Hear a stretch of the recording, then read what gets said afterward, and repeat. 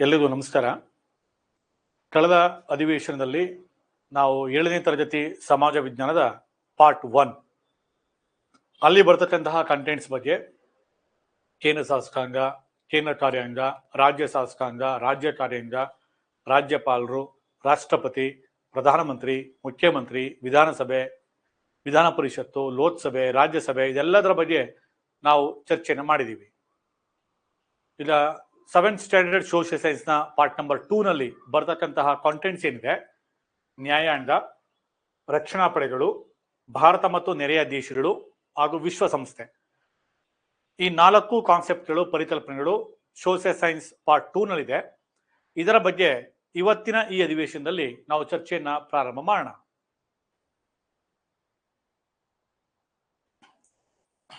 ಮೊದಲಿಗೆ ನ್ಯಾಯಾಂಗ. ನ್ಯಾಯಾಂಗದಲ್ಲಿ ನ್ಯಾಯಾಲಯದ ಕಾರ್ಯಗಳೇನು? ನ್ಯಾಯಾಂಗ ಅಂತ ಬಂದಾಗ ನಾವು ಈಗಾಗಲೇ ತಿಳ್ಕೊಂಡಿರುವ ಹಾಗೆ ಸರ್ಕಾರದಲ್ಲಿ 3 ಅಂಗಗಳಿರ್ತವೆ: ಶಾಸಕಾಂಗ, ಕಾರ್ಯಾಂಗ, ನ್ಯಾಯಾಂಗ ಅಂತೇಳಿ. ಶಾಸಕಾಂಗ ಮತ್ತು ಕಾರ್ಯಾಂಗ ಮಾಡುವಂತಹ ಶಾಸನಗಳು, ರಚಿಸುವಂತಹ ಶಾಸನ ಮತ್ತು ಕಾರ್ಯಗತಗೊಳಿಸುವಂತಹ ಶಾಸನಗಳು ಸಂವಿಧಾನಕ್ಕೆ ಪೂರಕವಾಗಿದೆಯಾ, ಸಂವಿಧಾನದ ಆಶಯಗಳನ್ನ ಒಳಗೊಂಡಿದೆಯಾ, ಜನರಿಗೆ ಅನುಕೂಲಕರವಾದಂತಹ ಒಂದು ವಾತಾವರಣ ನಿರ್ಮಾಣ ಮಾಡ್ತಾ ಇದ್ದಾವ ಅನ್ನೋದನ್ನ ವಿಮರ್ಶೆ ಮಾಡ್ತಕ್ಕಂಥ ಅಧಿಕಾರ ನ್ಯಾಯಾಂಗಕ್ಕಿದೆ. ಈ ನಿಟ್ಟಿನಲ್ಲಿ ಶಾಸಕಾಂಗ ಮತ್ತು ಕಾರ್ಯಾಂಗದ ಹಸ್ತಕ್ಷೇಪರಹಿತವಾಗಿ ಕೆಲಸ ಮಾಡ್ತಕ್ಕಂಥ ಒಂದು ಸ್ವತಂತ್ರ ಸ್ಥಾನಮಾನವನ್ನ ಈ ದೇಶದ ನ್ಯಾಯಾಂಗ ವ್ಯವಸ್ಥೆಗೆ ನೀಡಲಾಗಿದೆ. ಈ ಹಿನ್ನೆಲೆಯಲ್ಲಿ ನ್ಯಾಯಾಲಯ ಶಾಸಕಾಂಗ ರೂಪಿಸ್ತಕ್ಕಂಥ ಯಾವುದೇ ಒಂದು ಶಾಸನ ಆಗಿರ್ಬೋದು, ಕಾಯ್ದೆಗಳಾಗಿರ್ಬೋದು, ಅದರ ಅರ್ಥ ವಿವರಣೆಯನ್ನು ನೀಡುತ್ತೆ. ಅಲ್ಲಿ ಬಳಕೆ ಮಾಡಿರ್ತಕ್ಕಂಥ ಪದಗಳ ಗೊಂದಲಾರ್ಥಗಳಿಗೆ, ಅಸ್ಪಷ್ಟತೆಗಳಿಗೆ ಕ್ಲಾರಿಫಿಕೇಶನ್ ಕೊಡುತ್ತೆ. ಈ ಹಿನ್ನೆಲೆಯಲ್ಲಿ ಹಲವು ವ್ಯಕ್ತಿಗಳು ಮತ್ತು ಸರ್ಕಾರ ನಡುವೆ ಉದ್ಭವಿಸಬಹುದಂತಹ ಒಂದು ಸಮಸ್ಯೆಗಳನ್ನ, ವಿವಾದಗಳನ್ನ ಆಲಿಸಿ ತೀರ್ಮಾನವನ್ನ ಕೊಡುತ್ತೆ. ಈ ದೇಶದ ಪ್ರಜೆಗಳ ಪ್ರಾಣವನ್ನ, ಗೌರವವನ್ನ, ಹಕ್ಕುಗಳನ್ನ, ಅವರ ಆಸ್ತಿಪಾಸ್ತಿಯನ್ನ, ಹಾಗೆ ಸಾರ್ವಜನಿಕ ಆಸ್ತಿಯನ್ನ ರಕ್ಷಣೆ ಮಾಡ್ತಕ್ಕಂಥ ಒಂದು ಜವಾಬ್ದಾರಿಯನ್ನು ಕೂಡ ಈ ದೇಶದ ನ್ಯಾಯಾಲಯ ನಿರ್ವಹಿಸ್ತಾ ಬರುತ್ತೆ. ಈ ಹಿನ್ನೆಲೆಯಲ್ಲಿ ಇದು ಸ್ವತಂತ್ರವಾಗಿ ಕಾರ್ಯನಿರ್ವಹಿಸ್ತಕ್ಕಂಥ ಒಂದು ಸ್ಥಾನಮಾನಗಳನ್ನ ಒಳಗೊಂಡಿರುವುದನ್ನ ನಾವು ಗಮನಿಸ್ತೀವಿ.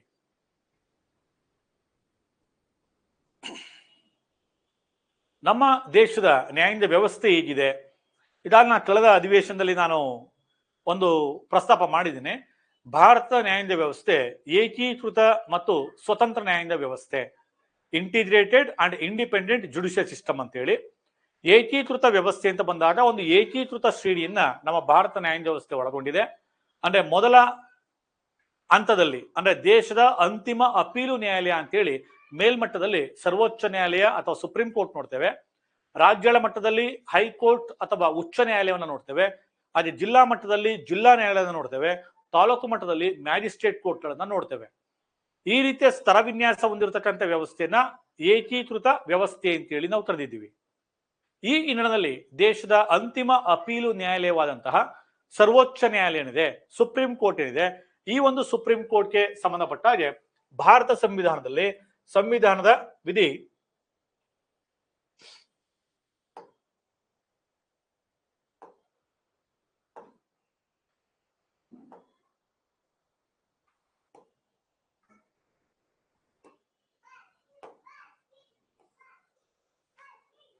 ಸಂವಿಧಾನದ ವಿಧಿ 124ರಿಂದ 147ನವರೆಗಿನ ವಿಧಿಗಳು ಸರ್ವೋಚ್ಚ ನ್ಯಾಯಾಲಯದ ರಚನೆ, ಅದರ ಅಧಿಕಾರ ಮತ್ತು ಜವಾಬ್ದಾರಿಗಳ ಬಗ್ಗೆ ನಮಗೆ ಸಂಕ್ಷಿಪ್ತವಾದಂತ ಮಾಹಿತಿಯನ್ನು ನೀಡ್ತಾವೆ.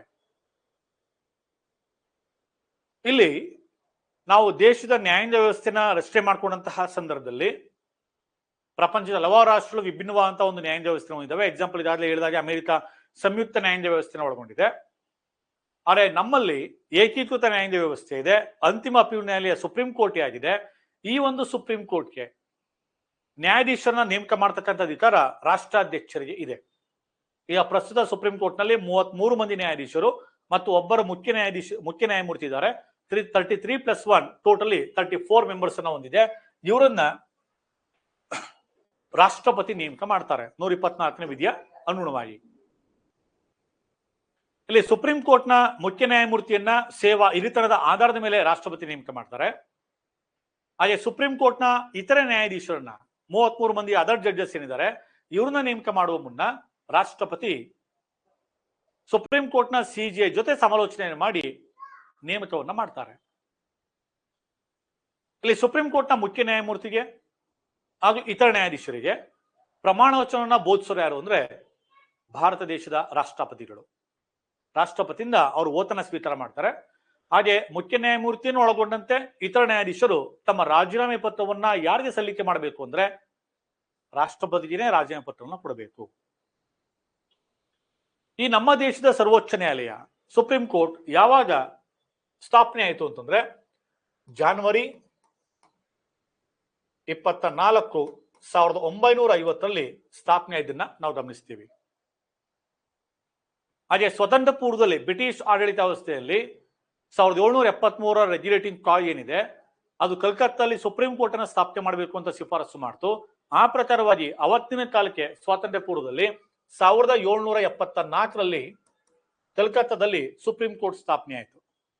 ಸ್ವತಂತ್ರ ಪೂರ್ವ ಭಾರತದಲ್ಲಿ ಸರ್ ಎಲಿಜಾ ಇಂಫೆ ಅಂತಕ್ಕಂಥವ್ರು ಅವತ್ತಿಗೆ ಕಲ್ಕತ್ತಾ ಸುಪ್ರೀಂ ಕೋರ್ಟ್ನ ಮೊದಲ ಮುಖ್ಯ ನ್ಯಾಯಮೂರ್ತಿಯಾಗಿ ಕೆಲಸವನ್ನು ನಿರ್ವಹಿಸಿದರು. ಹಾಗೆ ಸ್ವತಂತ್ರ ಭಾರತದಲ್ಲಿ ಜನವರಿ 24, 1950ರಂದು ನಮ್ಮ ದೇಶದ ಸರ್ವೋಚ್ಚ ನ್ಯಾಯಾಲಯ ಸ್ಥಾಪಿತವಾಗಿದೆ. ಅದು ನವದೆಹಲಿಯಲ್ಲಿ ಇದೆ, ಭಾರತದ ಸುಪ್ರೀಂ ಕೋರ್ಟ್.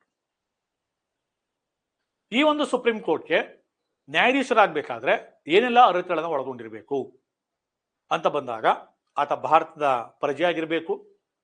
ಹಾಗೆ ದೇಶದ ಯಾವುದಾದರೂ ಹೈಕೋರ್ಟ್ನಲ್ಲಿ ಅಥವಾ ಉಚ್ಚ ನ್ಯಾಯಾಲಯದಲ್ಲಿ ಕನಿಷ್ಠ 5 ವರ್ಷಗಳ ಕಾಲ ಆತ ನ್ಯಾಯಾಧೀಶನಾಗಿ ಸೇವೆ ಸಲ್ಲಿಸಿರುವ ಅನುಭವ ಇರಬೇಕು.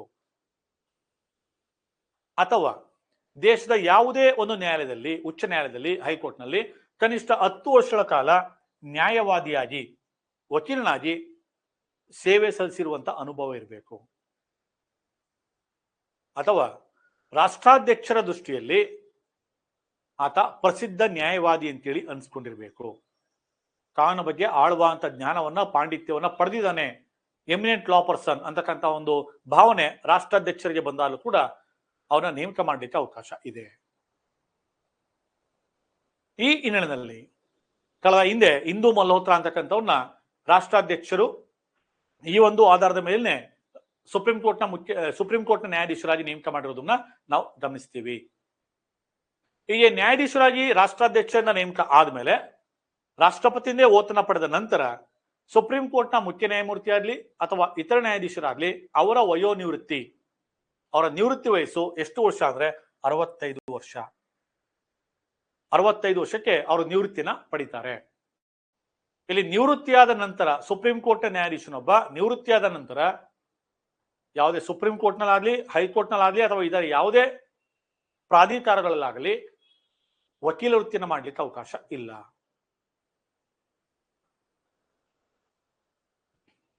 ಇನ್ನು ಈ ಒಂದು ಸುಪ್ರೀಂ ಕೋರ್ಟ್ನ ಕೆಲಸ ಏನು ಆಗಿದ್ರೆ, ಸುಪ್ರೀಂ ಕೋರ್ಟ್ ಕೇಂದ್ರ ಮತ್ತು ರಾಜ್ಯಗಳ ನಡುವೆ ಅದು ರಾಜ್ಯ ನಡುವಿನ ವಿವಾದಗಳನ್ನ ಬಗೆಹರಿಸುತ್ತೆ. ಅದನ್ನ ಮೂಲಾಧಿಕಾರ ವ್ಯಾಪ್ತಿ ಅಂತ ನೋಡ್ತೀವಿ. ಮುಂದುವರೆದ ವಾದದ ಬಗ್ಗೆ ವಿಸ್ತೃತವಾಗಿ ಚರ್ಚೆ ಮಾಡೋಣ. ಸಂವಿಧಾನದ 131ನೇ ವಿಧಿ ಸುಪ್ರೀಂ ಕೋರ್ಟ್ನ ಒರಿಜಿನಲ್ ಜುಡಿಷನ್ ಆಫ್ ಸುಪ್ರೀಂ ಕೋರ್ಟ್ ಅಂತ ಹೇಳುತ್ತೆ ಮೂಲಾಧಿಕಾರ ವ್ಯಾಪ್ತಿ.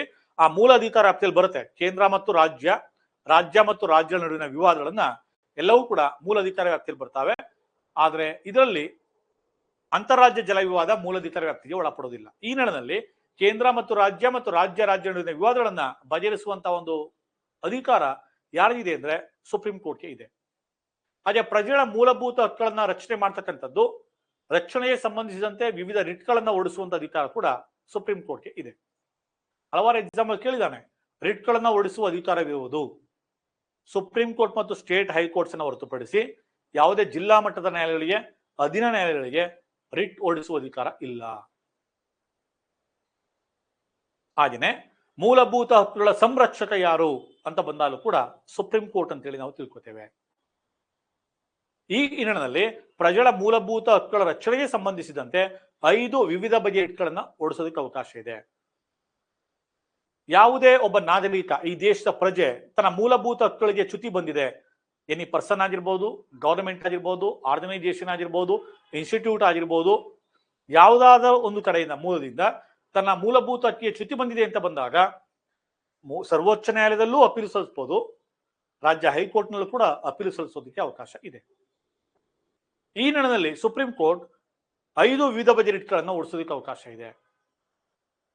ಹೇಬಿಯಸ್ ಕಾರ್ಪಸ್, ಬಂದಿ ಪ್ರತ್ಯಕ್ಷೀಕರಣ ಅಂತ ಕರಿತೀವಿ, ಮ್ಯಾಂಡಮಸ್ ಪರಮಾದೇಶ ಅಂತೇಳಿ ಕರಿತೀವಿ, ಪ್ರೊಹಿಬಿಷನ್ ನಿಷೇಧ ಲೇಖ ಅಂತೇಳಿ ಕರಿತೀವಿ, ಸರ್ಶಿಯೋರರಿ ಉತ್ಪ್ರೇಕ್ಷಣಾ ಲೇಖ ಅಂತೇಳಿ ಕರಿತೀವಿ, ಕೋವಾರೆಂಟೋ ಅಧಿಕಾರ ಪುಚ್ಛ ಅಂತೇಳಿ ಕರಿತೀವಿ. ಹೀಗೆ 5 ವಿವಿಧ ಬಗೆಯ ರಿಟ್ಗಳನ್ನ ಹೊರಡಿಸುವ ಅಧಿಕಾರ ಸುಪ್ರೀಂ ಕೋರ್ಟ್ ಮತ್ತು ಸ್ಟೇಟ್ ಹೈಕೋರ್ಟ್ಗೆ ಮಾತ್ರ ಇರೋದನ್ನ ನಾವು ಗಮನಿಸ್ತೇವೆ. ಇದು ಕೂಡ ಒಂದು ಬಹುಮುಖ್ಯ ಅಧಿಕಾರ ಸುಪ್ರೀಂ ಕೋರ್ಟ್. ಮತ್ತೊಂದು ಸಂವಿಧಾನವನ್ನು ಅರ್ಥೈಸುವುದು, ಅಂದ್ರೆ ಸಂವಿಧಾನದಲ್ಲಿ ಪ್ರಸ್ತಾಪಿಸಲ್ಪಟ್ಟಿರ್ತಕ್ಕಂಥ ಉಲ್ಲೇಖಿಸಲ್ಪಟ್ಟಿರ್ತಕ್ಕಂಥ ಯಾವುದೇ ಒಂದು ಪದಗಳಿಗೆ ಸಂಬಂಧಿಸಿದಂತೆ ಅಸ್ಪಷ್ಟತೆ ಇದ್ರೆ,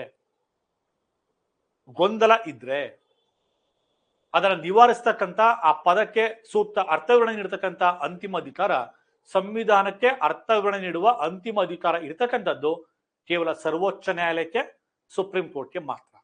ಅದನ್ನು ಕೂಡ ಎಕ್ಸಾಂಪಲ್ ಪ್ರಶ್ನೆಯನ್ನು ಕೇಳಿದ್ದಾನೆ. ಇನ್ನು ರಾಷ್ಟ್ರ ಮಟ್ಟದಲ್ಲಿ ಸುಪ್ರೀಂ ಕೋರ್ಟ್ ನೋಡಿದ್ಮೇಲೆ ಪ್ರತಿ ರಾಜ್ಯಗಳಲ್ಲಿ ಹೈಕೋರ್ಟ್ಗಳು ಇದಾವೆ. ಆರ್ಟಿಕಲ್ 214 214ನೇ ವಿಧಿ ರಾಜ್ಯ ಹೈಕೋರ್ಟ್ನ ರಚನೆ ಬಗ್ಗೆ ಮಾಹಿತಿಯನ್ನು ಕೊಡುತ್ತೆ. ಪ್ರತಿಯೊಂದು ರಾಜ್ಯಗಳು ಒಂದು ಹೈಕೋರ್ಟ್ ಅನ್ನು ರಚನೆ ಮಾಡ್ಲಿಕ್ಕೆ ಅವಕಾಶ ಇದೆ ಅಂತ ಹೇಳಿ. ಅದೇ ಸಂವಿಧಾನದ ಇನ್ನೊಂದು ವಿಧಿ 231ನೇ ವಿಧಿ ಏನ್ ಹೇಳುತ್ತೆ ಅಂದ್ರೆ, 2 ಅಥವಾ 2ಕ್ಕಿಂತ ಹೆಚ್ಚು ರಾಜ್ಯಗಳು ಮತ್ತು ಕೇಂದ್ರಾಡಳಿತ ಪ್ರದೇಶವನ್ನು ಒಳಗೊಂಡಂತೆ ಒಂದೇ ರಾಜ್ಯದಲ್ಲಿ ಹೈಕೋರ್ಟ್ ಪೀಠ ಸ್ಥಾಪನೆ ಮಾಡ್ಕೊಳ್ಳಿಕ್ಕೂ ಅವಕಾಶ ಇದೆ. Establishment of high court 2 and more states ಅಂತಾನು ಕೂಡ ಹೇಳುತ್ತೆ. ಈ ನಿಟ್ಟಿನಲ್ಲಿ ಭಾರತದಲ್ಲಿ 28 ರಾಜ್ಯಗಳು, 8 ಕೇಂದ್ರಾಡಳಿತ ಪ್ರದೇಶಗಳು ಇದ್ದರೂ ಕೂಡ ಪ್ರಸ್ತುತ ಭಾರತದಲ್ಲಿರುವಂತಹ ಹೈಕೋರ್ಟ್ಗಳ ಸಂಖ್ಯೆ ಎಷ್ಟು ಅಂತಂದ್ರೆ 25 ಹೈಕೋರ್ಟ್ ಮಾತ್ರ. ಇನ್ನು ಉಳಿದಂತಹ ರಾಜ್ಯಗಳು ಮತ್ತು ಕೇಂದ್ರಾಡಳಿತ ಪ್ರದೇಶಗಳು ತಮ್ಮ ನೆರೆಯ ರಾಜ್ಯಗಳ ಹೈಕೋರ್ಟ್ನಲ್ಲಿ ಮರ್ಜ್ ಆಗಿದ್ದಾವೆ. ನಮ್ಮ ಒಂದು ಕರ್ನಾಟಕ ರಾಜ್ಯದ ಉಚ್ಚ ನ್ಯಾಯಾಲಯ ಹೈಕೋರ್ಟ್ ಬೆಂಗಳೂರು ಮಹಾನಗರದಲ್ಲಿದೆ. ಇಲ್ಲೂ ಕೂಡ ಒಬ್ಬ ಮುಖ್ಯ ನ್ಯಾಯಮೂರ್ತಿ ಮತ್ತು ಇತರ ನ್ಯಾಯಾಧೀಶರು ಇರ್ತಾರೆ. ಇವ್ರನ್ನ ರಾಷ್ಟ್ರಪತಿಗಳು ನೇಮಕ ಮಾಡ್ತಾರೆ ಆರ್ಟಿಕಲ್ 217 ಪ್ರಕಾರವಾಗಿ. ನಮ್ಮ ಕರ್ನಾಟಕದ್ದು ಹಿಂದೆ ಬಿಫೋರ್ ಇಂಡಿಪೆಂಡೆನ್ಸ್ ನಲ್ಲಿ ಮೈಸೂರು ರಾಜ್ಯ ಅಂತ ಏನಿತ್ತು, ಆ ಸಂದರ್ಭದಲ್ಲಿ ಬ್ರಿಟಿಷ್ ಆಡಳಿತವನ್ನೆಲ್ಲೇ ಇಲ್ಲಿ ಹೈಕೋರ್ಟ್ ಸ್ಥಾಪನೆ ಆಯಿತು 1884ರಲ್ಲಿ. ನಮ್ಮ ರಾಜ್ಯದ ಹೈಕೋರ್ಟ್ ಒಂದು ಎಕ್ಸಾಂಪಲ್ ಕೇಳಿದಾನೆ, ರಾಜ್ಯದ ಹೈಕೋರ್ಟ್ ಯಾವಾಗ ಸ್ಥಾಪನೆ ಆಯಿತು ಅಂದ್ರೆ 1884ರಲ್ಲಿ ಸ್ಥಾಪನೆ ಆಯಿತು. ಅದಕ್ಕೂ ಹಿಂದೆ ಮೊದಲ ಬಾರಿಗೆ 1862ರಲ್ಲಿ ಕಲ್ಕತ್ತಾ, ಬಾಂಬೆ ಮತ್ತು ಮದ್ರಾಸ್ನಲ್ಲಿ 3 ಹೈಕೋರ್ಟ್ ಸ್ಥಾಪನೆ ಆಗಿದ್ದು. ಬ್ರಿಟಿಷ್ ಆಡಳಿತ ವ್ಯವಸ್ಥೆಯಲ್ಲಿ ಮೊದಲ ಬಾರಿಗೆ 1862ರಲ್ಲಿ. 1866ರಲ್ಲಿ ಅಲಹಾಬಾದ್ ಹೈಕೋರ್ಟ್ ಸ್ಥಾಪನೆ ಆಗಿದ್ದು 4ನೇ ಹೈಕೋರ್ಟ್ ಆಗಿ. ಇನ್ನು ಈ ಒಂದು ಹೈಕೋರ್ಟ್ಗೆ ನ್ಯಾಯಾಧೀಶರಾಗ್ಲಿಕ್ಕೆ ಏನೆಲ್ಲ ಅರ್ಹತೆಗಳು ಇರಬೇಕು ಅಂತ ಬಂದ್ರೆ, ಆತ ಭಾರತದ ಪ್ರಜೆಯಾಗಿರ್ಬೇಕು. ಹಾಗೆ ಎರಡನೇದಾಗಿ ಆತ ಕನಿಷ್ಠ 10 ವರ್ಷಗಳ ಕಾಲ ಭಾರತದ ನ್ಯಾಯಾಂಗ ವ್ಯವಸ್ಥೆಯಲ್ಲಿ ಸೇವೆ ಸಲ್ಲಿಸಿರ್ಬೇಕು, ನ್ಯಾಯಾಂಗೀಯ ಕಚೇರಿಯಲ್ಲಿ, ಅಥವಾ 10 ವರ್ಷಗಳ ಕಾಲ ಉಚ್ಚ ನ್ಯಾಯಾಲಯದಲ್ಲಿ ವಕೀಲನಾಗಿ ಸೇವೆಯನ್ನು ಸಲ್ಲಿಸಿರ್ಬೇಕು. ಈ ಒಂದು ಅರ್ಹತೆ ಉಳ್ಳಂತ ವ್ಯಕ್ತಿಯನ್ನ ಭಾರತದ ರಾಷ್ಟ್ರಪತಿ ರಾಜ್ಯ ಹೈಕೋರ್ಟ್ನ ನ್ಯಾಯಾಧೀಶರನ್ನಾಗಿ ನೇಮಕ ಮಾಡ್ತಾರೆ. ರಾಜ್ಯ ಹೈಕೋರ್ಟ್ಗೆ ಮುಖ್ಯ ನ್ಯಾಯಮೂರ್ತಿಯನ್ನ ಮತ್ತು ಇತರ ನ್ಯಾಯಾಧೀಶರನ್ನ ನೇಮಕ ಮಾಡ್ತಕ್ಕಂಥದ್ದು ರಾಷ್ಟ್ರಪತಿಯವರೇ 217ನೇ ವಿಧಿಯ ಪ್ರಕಾರ. ಇಲ್ಲಿ ರಾಜ್ಯ ಹೈಕೋರ್ಟ್ಗೆ ಮುಖ್ಯ ನ್ಯಾಯಮೂರ್ತಿಯನ್ನು ನೇಮಕ ಮಾಡುವಾಗ ರಾಷ್ಟ್ರಪತಿ, ಸುಪ್ರೀಂ ಕೋರ್ಟ್ನ ಮುಖ್ಯ ನ್ಯಾಯಮೂರ್ತಿ ಆ ರಾಜ್ಯದ ರಾಜ್ಯಪಾಲರ ಜೊತೆ ಸಮಾಲೋಚನೆಯನ್ನ ಮಾಡಿ ಆ ರಾಜ್ಯ ಹೈಕೋರ್ಟ್ನ ಮುಖ್ಯ ನ್ಯಾಯಮೂರ್ತಿಯನ್ನು ನೇಮಕ ಮಾಡ್ತಾರೆ. ಒಂದ್ ವೇಳೆ ರಾಜ್ಯ ಹೈಕೋರ್ಟ್ಗೆ 2-3 ರಾಜ್ಯಗಳು ಏನಾದ್ರು ವಿಲೀನ ಆಗಿದ್ರೆ ಎಷ್ಟು ರಾಜ್ಯಗಳ ವ್ಯಾಪ್ತಿ ಬರ್ತವೆ ಅಷ್ಟು ರಾಜ್ಯದ ರಾಜ್ಯಪಾಲರ ಕನ್ಸಲ್ಟೇಷನ್ ತೆಗೆದುಕೊತಾರೆ. ಅದೇ ಇತರ ನ್ಯಾಯಮೂರ್ತಿಗಳನ್ನ ನ್ಯಾಯಾಧೀಶ ನೇಮಕ ಮಾಡುವಾಗ ರಾಷ್ಟ್ರಪತಿ, ಸುಪ್ರೀಂ ಕೋರ್ಟ್ನ ಮುಖ್ಯ ನ್ಯಾಯಮೂರ್ತಿ, ರಾಜ್ಯ ಹೈಕೋರ್ಟ್ನ ಮುಖ್ಯ ನ್ಯಾಯಮೂರ್ತಿ ಮತ್ತು ಆ ರಾಜ್ಯದ ರಾಜ್ಯಪಾಲರ ಜೊತೆ ಸಮಾಲೋಚನೆ ಮಾಡಿ ಇತರ ನ್ಯಾಯಾಧೀಶರನ್ನ ನೇಮಕ ಮಾಡ್ತಾರೆ. ರಾಜ್ಯ ಹೈಕೋರ್ಟ್ನ ಮುಖ್ಯ ನ್ಯಾಯಮೂರ್ತಿ ಮತ್ತು ಇತರ ನ್ಯಾಯಾಧೀಶರಿಗೆ ಪ್ರಮಾಣ ವಚನವನ್ನ ಬೋಧಿಸೋರು ಯಾರು ಅಂದ್ರೆ ಆ ರಾಜ್ಯದ ರಾಜ್ಯಪಾಲರು. ರಾಜ್ಯದ ರಾಜ್ಯಪಾಲರಿಂದ ಅವರು ಓತನ್ನ ಸ್ವೀಕರಿಸ್ತಾರೆ. ಹಾಗೆ ರಾಜ್ಯ ಹೈಕೋರ್ಟ್ನ ಮುಖ್ಯ ನ್ಯಾಯಮೂರ್ತಿ ಮತ್ತು ಇತರ ನ್ಯಾಯಾಧೀಶರು ತಮ್ಮ ರಾಜೀನಾಮೆ ಪತ್ರವನ್ನು ಯಾರು ಕೊಡಬೇಕು ಅಂದ್ರೆ ಅವರು ಕೂಡ ಭಾರತದ ರಾಷ್ಟ್ರಪತಿಗೆ ಕೊಡಬೇಕು. ಹಾಗೆ ರಾಜ್ಯ ಹೈಕೋರ್ಟ್ನ ನ್ಯಾಯಾಧೀಶರ ನಿವೃತ್ತಿ ವಯಸ್ಸು ಎಷ್ಟಿದೆ ಅಂತ ಬಂದ್ರೆ ಅದು 62 ವರ್ಷ ಇದೆ. ಸುಪ್ರೀಂ ಕೋರ್ಟ್ನ 65 ವರ್ಷ ಇದ್ರೆ ರಾಜ್ಯ ಹೈಕೋರ್ಟ್ ನ್ಯಾಯಾಧೀಶರ ನಿವೃತ್ತಿ ವಯಸ್ಸು 62 ವರ್ಷ. ಇವರು ಆಫ್ಟರ್ ರಿಟೈರ್ಮೆಂಟ್, ನಿವೃತ್ತಿಯ ನಂತರ ಸುಪ್ರೀಂ ಕೋರ್ಟ್ ಮತ್ತು ಹೈಕೋರ್ಟ್ ಅನ್ನು ಹೊರತುಪಡಿಸಿ ಬೇರೆ ಯಾವುದೇ ಅಧೀನ ಹಂತದ ನ್ಯಾಯಾಲಯಗಳಲ್ಲಿ ವಕೀಲ ವೃತ್ತಿಯನ್ನು ಮುಂದುವರಿಸೋದಕ್ಕೆ ಅವಕಾಶ ಇಲ್ಲ.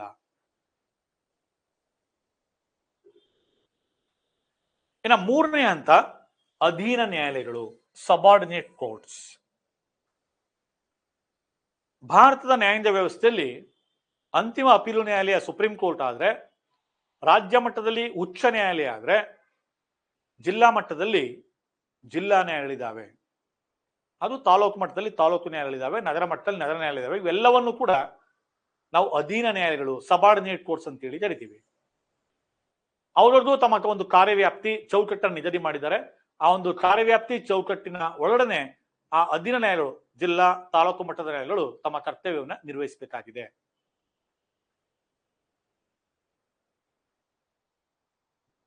ಇಲ್ಲಿ ಅಧೀನ ನ್ಯಾಯಾಲಯಗಳಲ್ಲಿ ನಾವು ಪ್ರಮುಖವಾಗಿ 2 ವಿಧದ ನ್ಯಾಯಾಲಯವನ್ನು ನೋಡ್ತೇವೆ, ಸಿವಿಲ್ ಕೋರ್ಟ್ ಮತ್ತು ಸೆಷನ್ ಕೋರ್ಟ್. ಸಿವಿಲ್ ಕೋರ್ಟ್ ಅಂತ ಬಂದಾಗ ಭೂಮಿ, ಹಣ, ಆಸ್ತಿ, ವ್ಯವಹಾರ, ಒಪ್ಪಂದಗಳಿಗೆ ಸಂಬಂಧಪಟ್ಟ ಹಾಗೆ ಈ ವಿಷಯಗಳಿಗೆ ಸಂಬಂಧಪಟ್ಟ ಹಾಗೆ ನ್ಯಾಯ ತೀರ್ಮಾನ ಮಾಡುವಂತ ಅಧಿಕಾರ ಸಿವಿಲ್ ನ್ಯಾಯಾಲಯದ ವ್ಯಾಪ್ತಿ ಬರುತ್ತೆ, ಸಿವಿಲ್ ಕೋರ್ಟ್ ವ್ಯಾಪ್ತಿಗೆ. ಕೊಲೆ, ಕಳ್ಳತನ, ದರೋಡೆ, ಅತ್ಯಾಚಾರ ಈ ರೀತಿಯಾದಂತಹ ವಿಷಯಗಳಿಗೆ ಸಂಬಂಧಪಟ್ಟ ಹಾಗೆ ವಿಚಾರಣೆ ಮಾಡಿ ತೀರ್ಪು ಕೊಡುವಂತ ಅಧಿಕಾರ ಸೆಷನ್ ಕೋರ್ಟ್ಗಿದೆ, ಅಥವಾ ಕ್ರಿಮಿನಲ್ ನ್ಯಾಯಾಲಯ ಅಂತೇಳಿ ಕರಿತೀವಿ. ಇಲ್ಲಿ ಜಿಲ್ಲಾ ನ್ಯಾಯಾಲಯದಲ್ಲಿ ಒಬ್ಬನೇ ಡಿಸ್ಟ್ರಿಕ್ಟ್ ಜಡ್ಜ್ ಇರ್ತಾನೆ. ಸಿವಿಲ್ ಕೇಸನ್ನು ಹ್ಯಾಂಡಲ್ ಮಾಡುವಾಗ ಸಿವಿಲ್ ಜಡ್ಜ್ ಅಂತ ಕರಿತೀವಿ ಅವರನ್ನ. ಕ್ರಿಮಿನಲ್ ಕೇಸನ್ನು ಹ್ಯಾಂಡಲ್ ಮಾಡುವಾಗ ಸೆಷನ್ ಜಡ್ಜ್ ಅಂತೇಳಿ ಕರಿತೀವಿ. ಇಲ್ಲಿ ಈ ಒಂದು ಅಧೀನ ನ್ಯಾಯಾಲಯ, ಜಿಲ್ಲಾ ನ್ಯಾಯಾಲಯ ಸಿವಿಲ್ ಕೇಸ್ ಆಗಿರ್ಬೋದು, ಕ್ರಿಮಿನಲ್ ಕೇಸ್ಗೆ ಸಂಬಂಧಪಟ್ಟಾಗ ಆಗಿರ್ಬೋದು, ಕೊಟ್ಟಂತಹ ತೀರ್ಪನ್ನ ನಾವು ಹೈಕೋರ್ಟ್ ನಲ್ಲಿ ಚಾಲನೆ ಮಾಡ್ಲಿಕ್ಕೆ ಅವಕಾಶ ಇದೆ. ಕಕ್ಷಿದಾರ ನನಗೆ ನ್ಯಾಯ ದೊರಕಿಲ್ಲ, ಈ ಒಂದು ಜಿಲ್ಲಾ ನ್ಯಾಯಾಲಯದಲ್ಲಿ ನನಗೆ ಅನ್ಯಾಯ ಆಗಿದೆ, ತೀರ್ಪಿನಿಂದ ನಿರಾಸೆಯಾಗಿದೆ ಅಂತ ಅನಿಸಿದ್ರೆ ಆ ಜಿಲ್ಲಾ ನ್ಯಾಯಾಲಯದ ತೀರ್ಪನ್ನ ರಾಜ್ಯ ಹೈಕೋರ್ಟ್ ನಲ್ಲಿ ಅಪೀಲ್ ಮಾಡ್ಲಿಕ್ಕೆ ಅವಕಾಶ ಇದೆ. ಒಂದು ರಾಜ್ಯ ಹೈಕೋರ್ಟ್ ಆ ಒಂದು ಕೇಸ್ ಸಂಬಂಧಪಟ್ಟ ತೀರ್ಪು ನನಗೆ ಸ್ಯಾಟಿಸ್ಫ್ಯಾಕ್ಷನ್ ಇಲ್ಲ ಅಂದ್ರೆ ಮತ್ತೆ ರಾಜ್ಯ ಹೈಕೋರ್ಟ್ ತೀರ್ಪನ್ನ ಸುಪ್ರೀಂ ಕೋರ್ಟ್ ನಲ್ಲಿ ಬೇಕಾದ್ರೆ ಅಪೀಲ್ ಹಾಕೋದಕ್ಕೆ ಅವಕಾಶ ಇದೆ. ಅದೇ final appeal court in India. ಭಾರತದ ಅಂತಿಮ ಅಪೀಲ್ ನ್ಯಾಯಾಲಯ ಸುಪ್ರೀಂ ಕೋರ್ಟ್ ಆಗಿರುತ್ತೆ.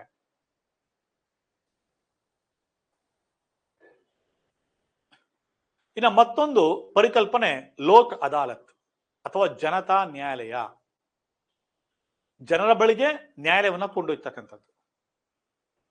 ಇವತ್ತು ನ್ಯಾಯಾಂಗ ವ್ಯವಸ್ಥೆಯಲ್ಲಿ ಸಣ್ಣ ಪುಟ್ಟ ವಿಷಯಗಳಿಗೆ ಗ್ರಾಮಾಂತರ ಪ್ರದೇಶದ ಜನ ವರ್ಷಾನುಗಟ್ಟಲೆ ಪೀಳಿಗೆಯಿಂದ ಪೀಳಿಗೆಗೆ ನ್ಯಾಯಾಲಯದ ಮೆಟ್ಲನ್ನ ಹತ್ತುತ್ತಾ ಇದ್ದಾರೆ, ಅಲಿತಾ ಇದ್ದಾರೆ. ತಂದೆ ಕಾಲದಲ್ಲಿ, ತಾತನ ಕಾಲದಲ್ಲಿ ಕೇಸ್ ಫೈಲ್ ಆಗಿದ್ದು ಮೊಮ್ಮಕ್ಕಳ ಕಾಲಕ್ಕೂ ಕ್ಲಿಯರ್ ಆಗಿರೋದಿಲ್ಲ. ಸಣ್ಣ ಪುಟ್ಟ ವಿಷಯಗಳನ್ನ ಇಟ್ಕೊಂಡು ನ್ಯಾಯಾಲಯಕ್ಕೆ ಅಲಿತಾ ಇರ್ತಾರೆ.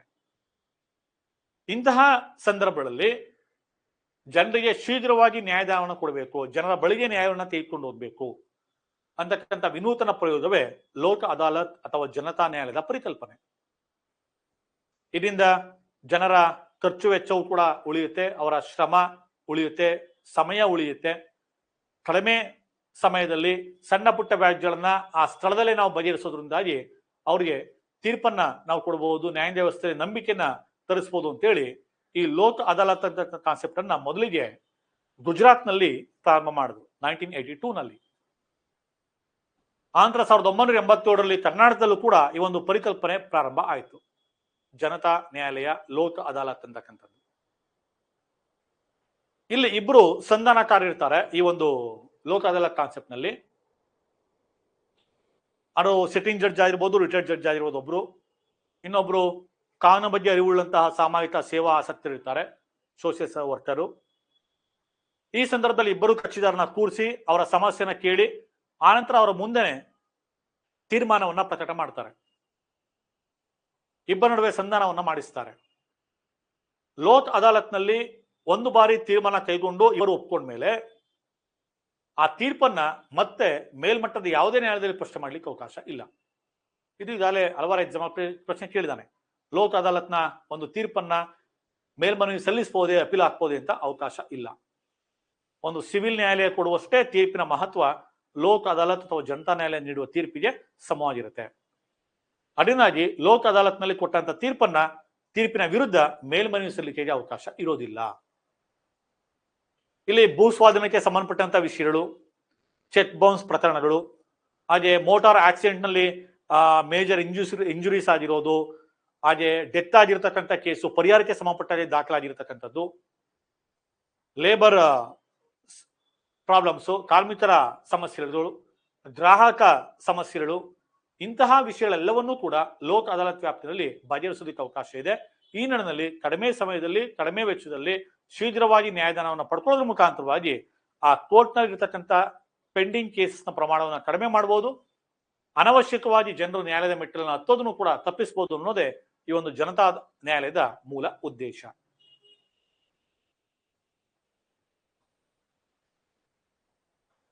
ಮುಂದಿನ ಅಧ್ಯಾಯ ಡಿಫೆನ್ಸ್ ಫೋರ್ಸಸ್, ರಕ್ಷಣಾ ಪಡೆಗಳು. ಪ್ರತಿಯೊಂದು ರಾಷ್ಟ್ರವು ಕೂಡ ತನ್ನ ನೆರೆಹೊರೆಯ ರಾಷ್ಟ್ರಗಳಿಂದ, ಶತ್ರು ರಾಷ್ಟ್ರಗಳಿಂದ ತನ್ನ ದೇಶವನ್ನ, ತನ್ನ ದೇಶದ ನಾಗರಿಕರನ್ನ ರಕ್ಷಣೆ ಮಾಡಿಕೊಳ್ಳುವ ಹಿನ್ನೆಲೆಯಲ್ಲಿ ತನ್ನದೇ ಆದಂತಹ ಒಂದು ರಕ್ಷಣಾ ಪಡೆಯನ್ನ ಹೊಂದೋದನ್ನ ನಾವು ಪ್ರತಿಯೊಂದು ರಾಷ್ಟ್ರದಲ್ಲೂ ಕೂಡ ನಾವು ಗಮನಿಸ್ತೀವಿ. ಈ ಹಿನ್ನೆಲೆಯಲ್ಲಿ ಭಾರತವು ಕೂಡ ಅಂತಹ ರಕ್ಷಣಾ ಪಡೆಯನ್ನ ಒಳಗೊಂಡಿದೆ. ಯಾಕೆ ಭಾರತವು ಕೂಡ ಸುಮಾರು 15,200 ಕಿಲೋಮೀಟರ್ ಭೂಗಡಿ ಪ್ರದೇಶವನ್ನು ಒಳಗೊಂಡಿದೆ. ಸುಮಾರು 7,516.60 ಕಿಲೋಮೀಟರ್ ಜಲಗಡಿ ಕರಾವಳಿ ತೀರ ಪ್ರದೇಶವನ್ನು ಹೊಂದಿದೆ. ಈ ನಿಟ್ಟಿನಲ್ಲಿ ತಮ್ಮ ನೆರೆಹೊರೆಯ ರಾಷ್ಟ್ರದಿಂದ ನಮ್ಮ ದೇಶದ ಗಡಿಗೆ ಮತ್ತು ದೇಶದ ಜನರಿಗೆ ಸೂಕ್ತವಾದಂತ ರಕ್ಷಣೆಯನ್ನ, ಭದ್ರತೆಯನ್ನ ಒದಗಿಸುವ ಹಿನ್ನೆಲೆಯಲ್ಲಿ ನಮ್ಮ ರಕ್ಷಣಾ ಪಡೆ ಸರ್ವಸನ್ನದ್ಧವಾಗಿದೆ. ಹಾಗೆ ತನ್ನದೇ ಆದಂತಹ ಒಂದು ಬಲಾಢ್ಯ ಸಶಸ್ತ್ರ ಪಡೆಯನ್ನು ಕೂಡ ರಚನೆ ಮಾಡಿಕೊಂಡಿದೆ. ಆಗಿದ್ಮೇಲೆ ಈ ಒಂದು ರಕ್ಷಣಾ ಪಡೆಯ ಜವಾಬ್ದಾರಿ ಏನು, ಏನಕ್ಕೆ ಬೇಕಿದು? ದೇಶದ ಗಡಿ ಪ್ರದೇಶಗಳನ್ನ ರಕ್ಷಣೆ ಮಾಡಲಿಕ್ಕೆ, ಸಮಗ್ರತೆಯನ್ನ, ದೇಶದ ಏಕತೆ ಮತ್ತು ಸಮಗ್ರತೆಯನ್ನ ಕಾಪಾಡಲಿಕ್ಕೆ, ಹಾಗೆ ಕಳ್ಳ ಸಾಗಾಣಿಕೆಯನ್ನ, ಹಾಗೆ ಕಾನೂನುಬಾಹಿರ ಚಟುವಟಿಕೆಗಳನ್ನ ತಡೆಗಟ್ಟೋದಕ್ಕೆ ಇದರ ಅಗತ್ಯ ಬೇಕಾಗಿದೆ. ಗಾಂಜಾ, ಅಫೀಮು, ಡ್ರಗ್ಸ್, ಈ ರೀತಿಯಾದಂತಹ ಒಂದು ಮಾದಕ ವಸ್ತುಗಳ ಕಳ್ಳ ಸಾಗಣೆ ಏನಿದೆ, ಇವೆಲ್ಲವನ್ನೂ ಕೂಡ ಹತ್ತಿಕ್ಕಬೇಕಾದ್ರೆ ನಮ್ಮ ದೇಶಕ್ಕೆ ತನ್ನದೇ ಆದಂತಹ ಒಂದು ರಕ್ಷಣಾ ಪಡೆಯ ಅಗತ್ಯತೆ ಇದೆ. ಈ ನಿಟ್ಟಿನಲ್ಲಿ ಹಲವಾರು ವಿಧವಾದಂತಹ ರಕ್ಷಣಾ ಪಡೆಗಳನ್ನ ನಾವು ಒಳಗೊಂಡಿದ್ದೇವೆ. ಇದಾಗಲೇ ಹಿಂದೆ ತಿಳ್ಕೊಂಡಾಗೆ ಭಾರತದ ರಕ್ಷಣಾ ಪಡೆಯ ಪ್ರಧಾನ ದಂಡನಾಯಕ ಅಂದ್ರೆ ಈ ದೇಶದ ರಾಷ್ಟ್ರಪತಿ ಆಗಿರ್ತಾರೆ. ನಮ್ಮ ದೇಶದ ರಕ್ಷಣಾ ವ್ಯವಸ್ಥೆಯಲ್ಲಿ ನಾವು 3 ವಿಂಗ್ಸ್ ಅನ್ನ ನೋಡ್ತೀವಿ, 3 ವಿಭಾಗವನ್ನು ನೋಡ್ತೀವಿ. ಅದು ಭೂಸೇನೆ, ನೌಕಾಸೇನೆ ಮತ್ತು ವಾಯುಸೇನೆ ಅಂತೇಳಿ 3 ವಿಧವಾದಂತಹ ಒಂದು ಸೇನಾ ಪಡೆಗಳನ್ನ ನಾವು ಹೊಂದಿದ್ದೇವೆ.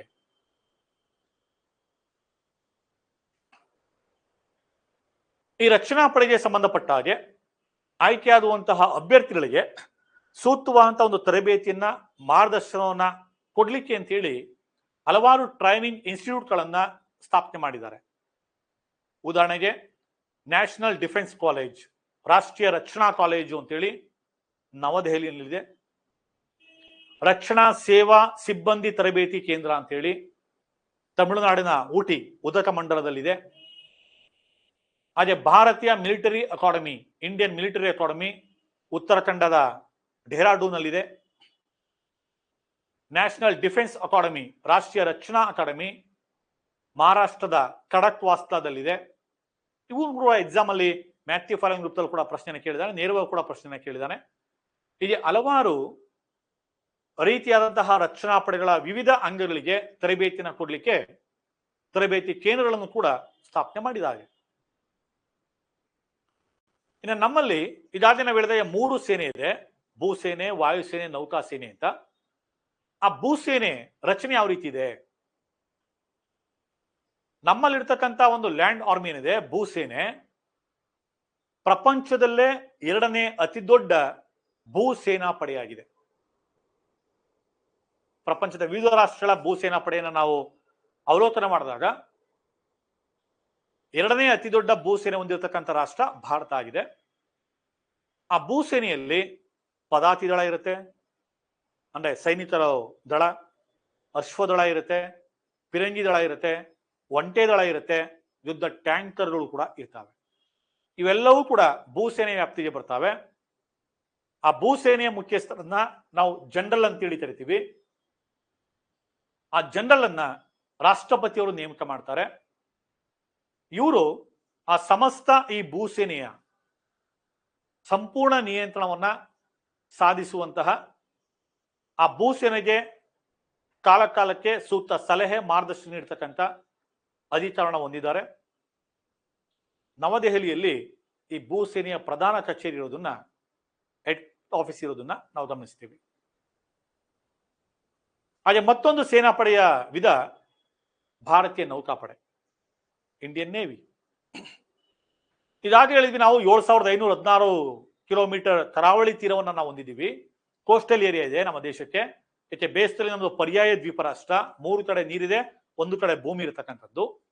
ಈ ನಿಟ್ಟಿನಲ್ಲಿ ಸಮುದ್ರಗಳ ಮೂಲಕವೂ ಕೂಡ, ಕರಾವಳಿ ತೀರದ ಮೂಲಕವೂ ಕೂಡ ಶತ್ರು ರಾಷ್ಟ್ರದ ಮೇಲೆ ದಾಳಿಯನ್ನ ಮಾಡಬಹುದು. ಹಾಗೆ ಮಾದಕ ವಸ್ತುಗಳನ್ನ, ಕಳ್ಳ ಸಾಗಾಣಿಕೆ ಚಟುವಟಿಕೆಗಳನ್ನು ನಿರ್ವಹಿಸಬಹುದು. ಇವೆಲ್ಲವನ್ನ ನಿಯಂತ್ರಿಸೋದಕ್ಕೆ, ಆ ಕರಾವಳಿ ತೀರಕ್ಕೆ ಸೂಕ್ತ ರಕ್ಷಣೆಯನ್ನು ಕೊಡ್ಲಿಕ್ಕೆ, ದ್ವೀಪ ಪ್ರದೇಶಗಳಿಗೆ ಸೂಕ್ತ ಭದ್ರತೆಯನ್ನು ಕೊಡ್ಲಿಕ್ಕೆ ನೌಕಾಪಡೆಯ ಅಗತ್ಯತೆ ಇದೆ. ಈ ನಿಟ್ಟಿನಲ್ಲಿ ಭಾರತದಲ್ಲಿ ಸಮರ್ಥ ನೌಕಾಪಡೆಯೂ ಇದೆ. ಆ ನೌಕಾಪಡೆಯ ಒಂದು ಸಾಮರ್ಥ್ಯವನ್ನು ವಿಶ್ವದ ಹಲವು ರಾಷ್ಟ್ರಗಳಿಗೆ ಕಂಪೇರ್ ಮಾಡಿದಾಗ ವಿಶ್ವದಲ್ಲೇ 6ನೇ ಅತಿ ದೊಡ್ಡ ನೌಕಾಪಡೆ ಹೊಂದಿರತಕ್ಕಂಥ ರಾಷ್ಟ್ರ ನಮ್ಮ ಭಾರತ ಆಗಿದೆ. ಇದರ ಮುಖ್ಯಸ್ಥರನ್ನ ಅಡ್ಮಿರಲ್ ಅಂತೇಳಿ ಕರೀತಾರೆ. ಅವರು ಕೂಡ ರಾಷ್ಟ್ರಪತಿಯಿಂದ ನೇಮಕ ಆಗ್ತಾರೆ. ಈ ನೌಕಾಪಡೆಯ ಕೇಂದ್ರ ಕಚೇರಿ ಕೂಡ ನವದೆಹಲಿನಲ್ಲಿ ಇದೆ. ಈ ಒಂದು ನೌಕಾಪಡೆಗೆ ಕಾಲಕ್ಕೆ ತಕ್ಕ ಹಾಗೆ ಅತ್ಯಾಧುನಿಕವಾದಂತಹ ಮಾದರಿಯ ಕ್ಷಿಪಣಿಗಳನ್ನ, ಹಡಗುಗಳನ್ನ, ಜಲಾಂತರ್ಗಾಮಿಗಳನ್ನ ಸೇರ್ಪಡೆ ಮಾಡಲಾಗ್ತಾ ಇದೆ. ಅದರಲ್ಲಿ INS ವಿಭೂತಿ, INS ಗೋದಾವರಿ, INS ಶಿವಾಲಿಕ್ ಇಂತಹ ಒಂದು ವಿಮಾನ ನೌಕೆಗಳನ್ನ ನಮ್ಮ ನೌಕಾಪಡೆ ಹೊಂದಿದೆ. ನಮ್ಮ ಕರ್ನಾಟಕದ ಕಾರವಾರದಲ್ಲೂ ಕೂಡ, ಉತ್ತರ ಕನ್ನಡ ಜಿಲ್ಲೆಯಲ್ಲಿ ಸೀಬರ್ಡ್ ನೌಕಾ ನೆಲೆ ಇರುವುದನ್ನ ನಾವು ಗಮನಿಸ್ತೇವೆ.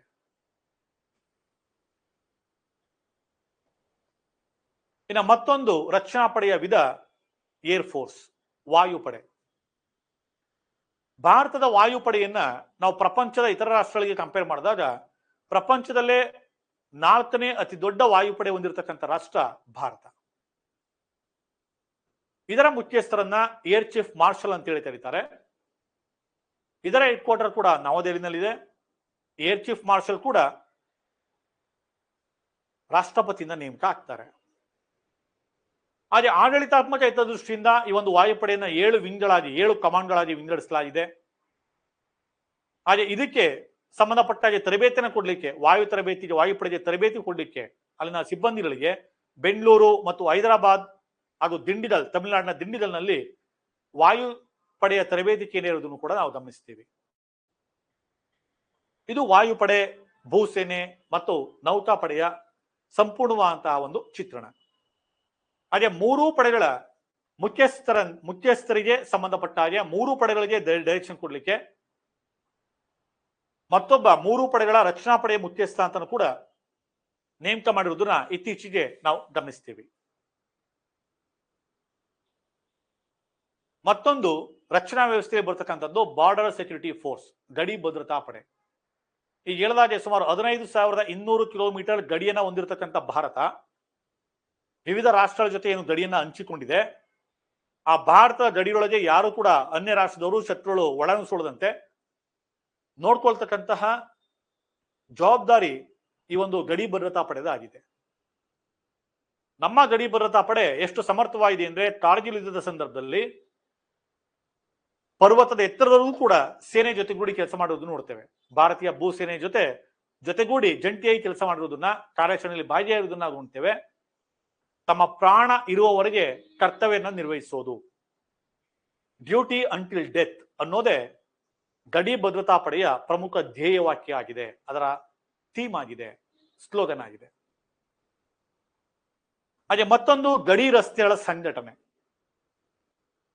Borders road organisation. ಗಡಿ ರಸ್ತೆಗಳ ಸಂಘಟನೆ ಮುಚ್ಚಿರ್ತಕ್ಕಂಥ ರಸ್ತೆಗಳನ್ನ ತೆರವು ಮಾಡಿ ಸೈನಿಕ ಕಾರ್ಯಾಚರಣೆಗೆ ಅವಕಾಶ ಮಾಡಿಕೊಡ್ತಕ್ಕಂಥದ್ದು.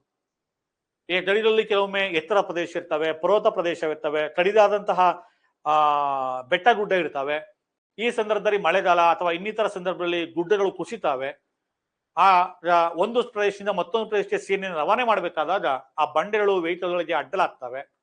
ಈ ಹಿನ್ನೆಲೆಯಲ್ಲಿ ಆ ಸೇನೆಯ ವಾಹನಗಳಿಗೆ ಆ ರಸ್ತೆಯನ್ನ ಸುಗಮ ಸಂಚಾರಕ್ಕೆ ಅವಕಾಶ ಕಲ್ಪಿಸಿಕೊಡೋದು ಕೂಡ, ರಸ್ತೆಗಳನ್ನ ನಿರ್ಮಾಣ ಮಾಡ್ತಕ್ಕಂಥದ್ದು, ಸೇತುವೆಗಳನ್ನ ನಿರ್ಮಾಣ ಮಾಡ್ತಕ್ಕಂಥದ್ದು, ಒಳಚರಂಡಿಯನ್ನ ನಿರ್ಮಾಣ ಮಾಡ್ತಕ್ಕಂಥದ್ದು, ಈ ಎಲ್ಲಾ ಒಂದು ವ್ಯವಸ್ಥೆಯನ್ನ ಮಾಡ್ತಕ್ಕಂಥ ಒಂದು ಜವಾಬ್ದಾರಿ ಗಡಿ ರಸ್ತೆಗಳ ಸಂಘಟನೆದು ಆಗಿದೆ.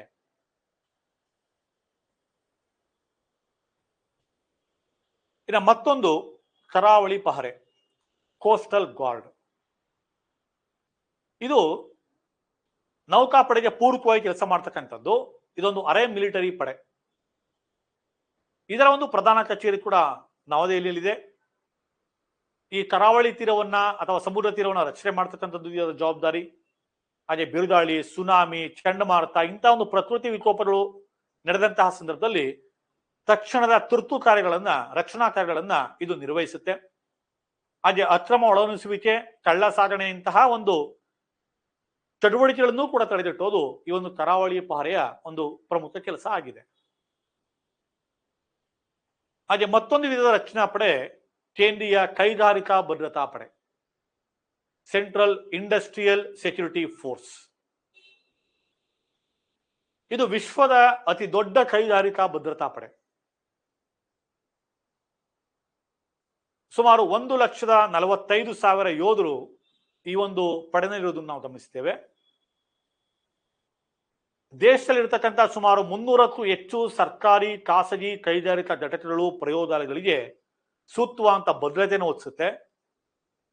ಹಾಗೆ ವಿಮಾನ ನಿಲ್ದಾಣ ಆಗಿರ್ಬೋದು, ಹಡಗು ನಿಲ್ಲುವ ಬಂದರುಗಳಾಗಿರ್ಬೋದು, ರೈಲ್ವೆ ನಿಲ್ದಾಣಗಳಾಗಿರ್ಬೋದು, ಐತಿಹಾಸಿಕ ಸಂರಕ್ಷಿತ ಸ್ಮಾರಕಗಳಾಗಿರ್ಬೋದು, ಅಣುಶಕ್ತಿ ಕೇಂದ್ರಗಳಾಗಿರ್ಬೋದು, ಇವೆಲ್ಲದಕ್ಕೂ ಕೂಡ ಭದ್ರತೆಯನ್ನು ಒದಗಿಸುವಂತದ್ದೇ ಇದರ ಮೂಲ ಕೆಲಸ, ಇದರ ಪ್ರಮುಖ ಜವಾಬ್ದಾರಿ. ಆ ಮೂಲಕವಾಗಿ ಶತ್ರುಗಳ ಒಂದು ಶತ್ರುಗಳ ದಾಳಿಯಿಂದ ಈ ಒಂದು ಸಂಸ್ಥೆಗಳನ್ನ, ಸುರಕ್ಷಿತ ಮಾರ್ಗಗಳನ್ನ ಸಂರಕ್ಷಿಸುವಂತ ಒಂದು ಜವಾಬ್ದಾರಿಯನ್ನ ಕೇಂದ್ರೀಯ ಕೈಗಾರಿಕಾ ಭದ್ರತಾ ಪಡೆ ನಿರಂತರವಾಗಿ ನಿರ್ವಹಿಸ್ತಾ ಇರೋದನ್ನ ನಾವು ಗಮನಿಸ್ತೇವೆ.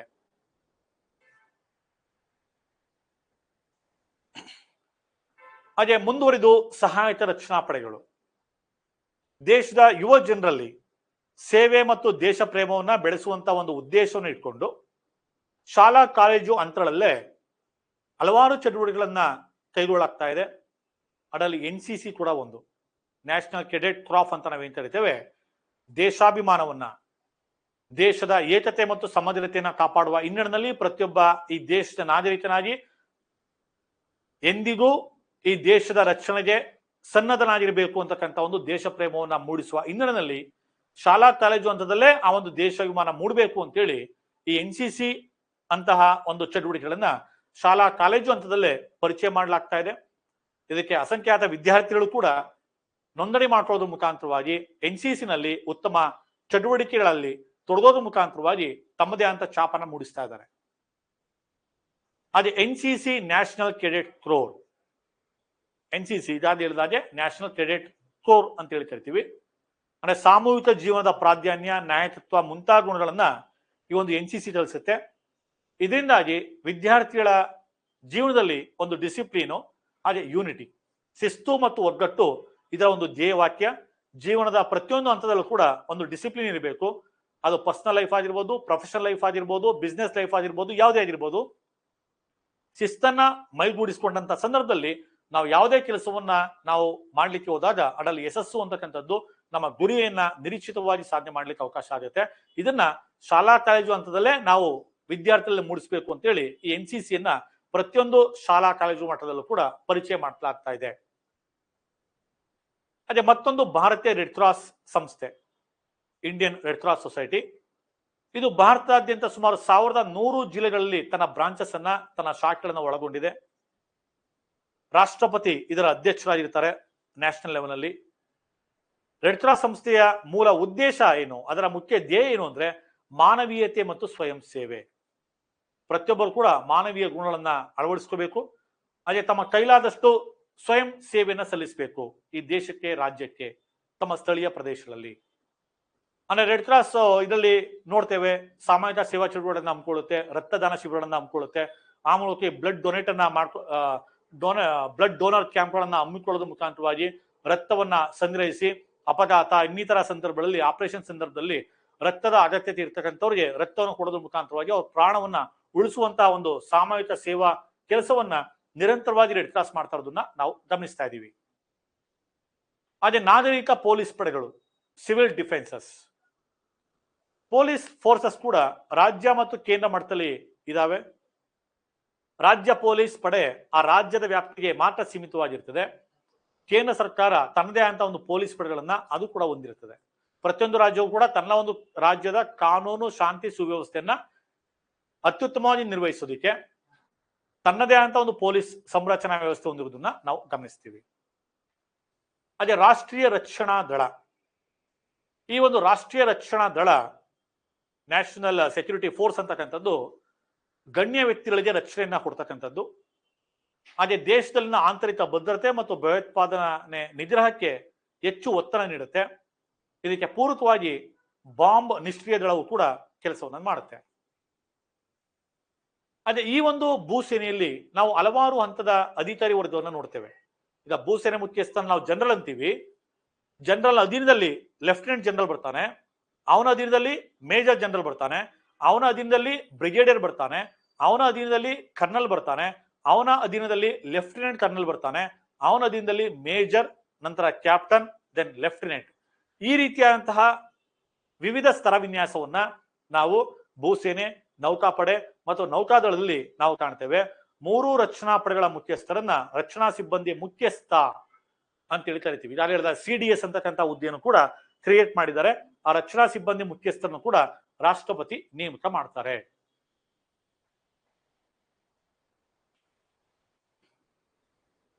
ಇನ್ನು ಮುಂದಿನ ಅಧ್ಯಾಯ ಭಾರತ ಮತ್ತು ನೆರೆಯ ರಾಷ್ಟ್ರಗಳು, India and neighbour countries. Bharat ಪರ್ಯಾಯ ದ್ವೀಪ ರಾಷ್ಟ್ರ. 3 ಕಡೆ ನೀರಿದೆ, 1 ಕಡೆ ಭೂಮಿ ಇದೆ. ಹಲವು ರಾಷ್ಟ್ರಗಳು ಭಾರತದ ಜೊತೆ ಗಡಿಯನ್ನ ಹಂಚಿಕೊಂಡಿದ್ದಾವೆ. ಭಾರತದ ಉತ್ತರಕ್ಕೆ ತೆಗೆದುಕೊಂಡಂತಹ ಸಂದರ್ಭದಲ್ಲಿ ಉತ್ತರದಲ್ಲಿ ಚೀನಾ, ನೇಪಾಳ ಮತ್ತು ಟಿಬೆಟ್, ಈ 3 ಕೂಡ ನಾವು ನೋಡ್ತಾ ಇದ್ದೀವಿ ಗಡಿಯನ್ನ ಹಂಚಿಕೊಂಡಿದ್ದಾವೆ. ಚೀನಾ ಇದೆ, ಟಿಬೆಟ್ ಇದೆ, ನೇಪಾಳ ಇದೆ. ಈ 3 ಕೂಡ ಉತ್ತರಕ್ಕೆ ಸಂಬಂಧಪಟ್ಟ ಹಾಗೆ ಇರ್ತಕ್ಕಂತಹ ದೇಶಗಳು. ಹಾಗೆ ಪೂರ್ವಕ್ಕೆ ಬಂದಂತಹ ಸಂದರ್ಭದಲ್ಲಿ ನಾವು ಬಾಂಗ್ಲಾದೇಶ ಮತ್ತು ಮಯನ್ಮಾರ್ ಅನ್ನ ನೋಡ್ತೇವೆ. ಬಾಂಗ್ಲಾದೇಶ ಇದೆ, ಅದೇ ಮಯನ್ಮಾರ್ ಇದೆ. ಹಾಗೆ ವಾಯುವ್ಯಕ್ಕೆ ಬಂದಾಗ ಪಾಕಿಸ್ತಾನ ಇದೆ. ಹಾಗೆ ದಕ್ಷಿಣಕ್ಕೆ ಬಂದಾಗ ಶ್ರೀಲಂಕಾ ಇದೆ. ಈಗ ಭಾರತ 7 ರಾಷ್ಟ್ರಗಳೊಂದಿಗೆ ಅದು ಗಡಿ ಹಂಚಿಕೊಂಡಿರುವುದನ್ನ ನಾವು ಗಮನಿಸ್ತೇವೆ.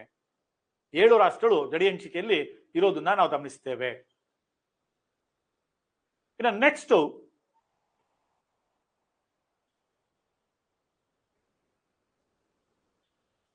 ಇದರಲ್ಲಿ ಆ 7 ರಾಷ್ಟ್ರಗಳು ಏನಿದ್ದಾವೆ, ಭಾರತ, ಬಾಂಗ್ಲಾ, ಆಫ್ಘಾನಿಸ್ತಾನ, ಮಯನ್ಮಾರ್, ಶ್ರೀಲಂಕಾ, ಚೀನಾ, ನೇಪಾಳ, ಅವುಗಳ ಜೊತೆ ಭಾರತದ ಒಂದು ಸಂಪರ್ಕ ಸಂಬಂಧ ಹೇಗಿದೆ? ಹಿಂದೆ 1947ಕ್ಕಿಂತ ಹಿಂದೆ ಬ್ರಿಟಿಷ್ ಆಡಳಿತ ವ್ಯವಸ್ಥೆಯಲ್ಲಿ ನಮ್ಮದು ಅಖಂಡ ಭಾರತವಾಗಿತ್ತು. ಪಾಕಿಸ್ತಾನ ಅಂತಕ್ಕಂಥ ಪ್ರತ್ಯೇಕ ರಾಷ್ಟ್ರದ ಅಸ್ತಿತ್ವವೇ ಇರಲಿಲ್ಲ. ಆದರೆ ಬ್ರಿಟಿಷ್ ವಸಾಹತುಶಾಹಿ ವಿರುದ್ಧ ನಡೆದಂತಹ ಸ್ವಾತಂತ್ರ್ಯ ಹೋರಾಟದಲ್ಲೇ ಮುಸ್ಲಿಂ ಲೀಗ್ ಜನ್ಮ ತಾಳಿದ ನಂತರ ಪ್ರತ್ಯೇಕ ರಾಷ್ಟ್ರದ ಒಂದು ತೀವ್ರತೆ ಹೆಚ್ಚಾಗ್ತಿದ್ದಾಗೆ ಭಾರತಕ್ಕೆ ಸ್ವಾತಂತ್ರ್ಯವನ್ನು ಯಾವ ಮಾದರಿಯಲ್ಲಿ ಕೊಡಬಹುದು ಅಂತೇಳಿ ಭಾರತಕ್ಕೆ ಬಂದಂತಹ ಕೊನೆಯ British viceroy lord Mount baton ಅವನು ಸಿದ್ಧಪಡಿಸಿದಂತಹ ಭಾರತ ಸ್ವಾತಂತ್ರ್ಯ ಮಸೂದೆಯಲ್ಲಿ ಭಾರತ ಮತ್ತು ಪಾಕಿಸ್ತಾನ ಅಂತೇಳಿ ವಿಭಜನೆ ಮಾಡಿನೇ ಸ್ವಾತಂತ್ರ್ಯ ಕೊಡಬೇಕು ಅಂತೇಳಿ ಜೂನ್ 3, 1947ರ ಬ್ಯಾಟನ್ ಪ್ಲಾನ್ ಅಲ್ಲಿ ಅದನ್ನ ಮೆನ್ಷನ್ ಮಾಡ್ದ. ಈ ನಿಟ್ಟಿನಲ್ಲಿ ಬ್ಯಾಟನ್ ಪ್ಲಾನ್ ಪ್ರಕಾರವಾಗಿ ಭಾರತ ಮತ್ತು ಪಾಕಿಸ್ತಾನ ಅಂತೇಳಿ ಅಖಂಡ ಭಾರತ ವಿಭಜನೆ ಆಯಿತು 1947ರಲ್ಲಿ. ಆಗಸ್ಟ್ 14ರಂದು ಪಾಕಿಸ್ತಾನಕ್ಕೆ ಸ್ವಾತಂತ್ರ್ಯ ಕೊಟ್ಟರು, ಆಗಸ್ಟ್ 15ರಂದು ಭಾರತಕ್ಕೆ ಸ್ವಾತಂತ್ರ್ಯ ಕೊಟ್ಟರು. ಆದರೆ ಸ್ವಾತಂತ್ರ್ಯ ಬಂದಂದಿಂದಲೂ ಕೂಡ ಭಾರತ ಮತ್ತು ಪಾಕಿಸ್ತಾನ ನಡುವೆ ಉಂಟಾದಂತ ಒಂದು ಸಮಸ್ಯೆ ಕಾಶ್ಮೀರ ಸಮಸ್ಯೆ. ಕಾಶ್ಮೀರ ಭಾರತ ಅವಿಭಾಜ್ಯ ಅಂತೇಳಿ ನಾವು, ಆದರೆ ಪಾಕಿಸ್ತಾನ ತನಗೆ ಸೇರ್ಬೇಕು ಅಂತೇಳಿ ನಿರಂತರವಾಗಿ ಆ ಭಾಗದ ಮೇಲೆ ದಾಳಿಯನ್ನ ಮಾಡ್ತಾನೆ ಇದೆ ಇವತ್ತಿಯೂ ಕೂಡ. ಈ ನಿಟ್ಟಿನಲ್ಲಿ ಭಾರತ ಮತ್ತು ಪಾಕಿಸ್ತಾನ ನಡುವೆ ನಿರಂತರವಾದಂತಹ ಒಂದು ದಾಳಿಗೆ ಕಾರಣವಾಗಿರತಕ್ಕಂಥ ಒಂದು ಸಮಸ್ಯೆ ಜಮ್ಮು ಮತ್ತು ಕಾಶ್ಮೀರ ಸಮಸ್ಯೆ. ಇದುವರೆಗೆ ಸ್ವಾತಂತ್ರ್ಯ ಬಂದಂದಿನಿಂದ ಭಾರತ ಮತ್ತು ಪಾಕ್ ನಡುವೆ ಪ್ರಮುಖವಾಗಿ 4 ಬಾರಿ ಯುದ್ಧಗಳು ನಡೆದಿವೆ ಮೇಜರ್ ಆಗಿ. 1942ರಲ್ಲಿ ಮೊದಲಿಗೆ ಸ್ವಾತಂತ್ರ್ಯ ಬಂದಂತಹ ಪ್ರಾರಂಭದ ದಿನಗಳಲ್ಲಿ, ಆನಂತರ 1965ರಲ್ಲಿ, 1971ರಲ್ಲಿ, 1999ರಲ್ಲಿ.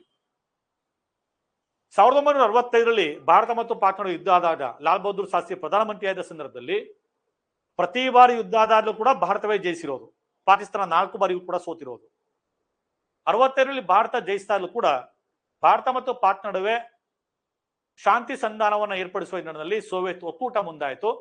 ಈ ನಿಟ್ಟಿನಲ್ಲಿ 1966ರಲ್ಲಿ ಭಾರತ ಮತ್ತು ಪಾಕ್ ನಡುವೆ ತಾಷ್ಕೆಂಟ್ ಒಪ್ಪಂದವನ್ನ ಮಾಡಿಸಿದ್ರು. ಸೋವಿಯತ್ ಒಕ್ಕೂಟದ ಮಧ್ಯಸ್ಥಿಕೆಯಲ್ಲಿ ತಾಷ್ಕೆಂಟ್ ಒಪ್ಪಂದ ಏರ್ಪಡ್ತು. ಆನಂತರ ಮರುದಿನವೇ ಲಾಲ್ ಬಹದ್ದೂರ್ ಶಾಸ್ತ್ರಿ ತೀರಿ ಹೋದ್ರು. ನಂತರ 1971ರಲ್ಲಿ ಯುದ್ಧ ನಡೀತು. ಇಂದಿರಾ ಗಾಂಧಿ ಅವರು ಪ್ರಧಾನಮಂತ್ರಿ ಆಗಿದ್ರು. ಅಲ್ಲೂ ಕೂಡ ಪಾಕಿಸ್ತಾನ ಸೋತು.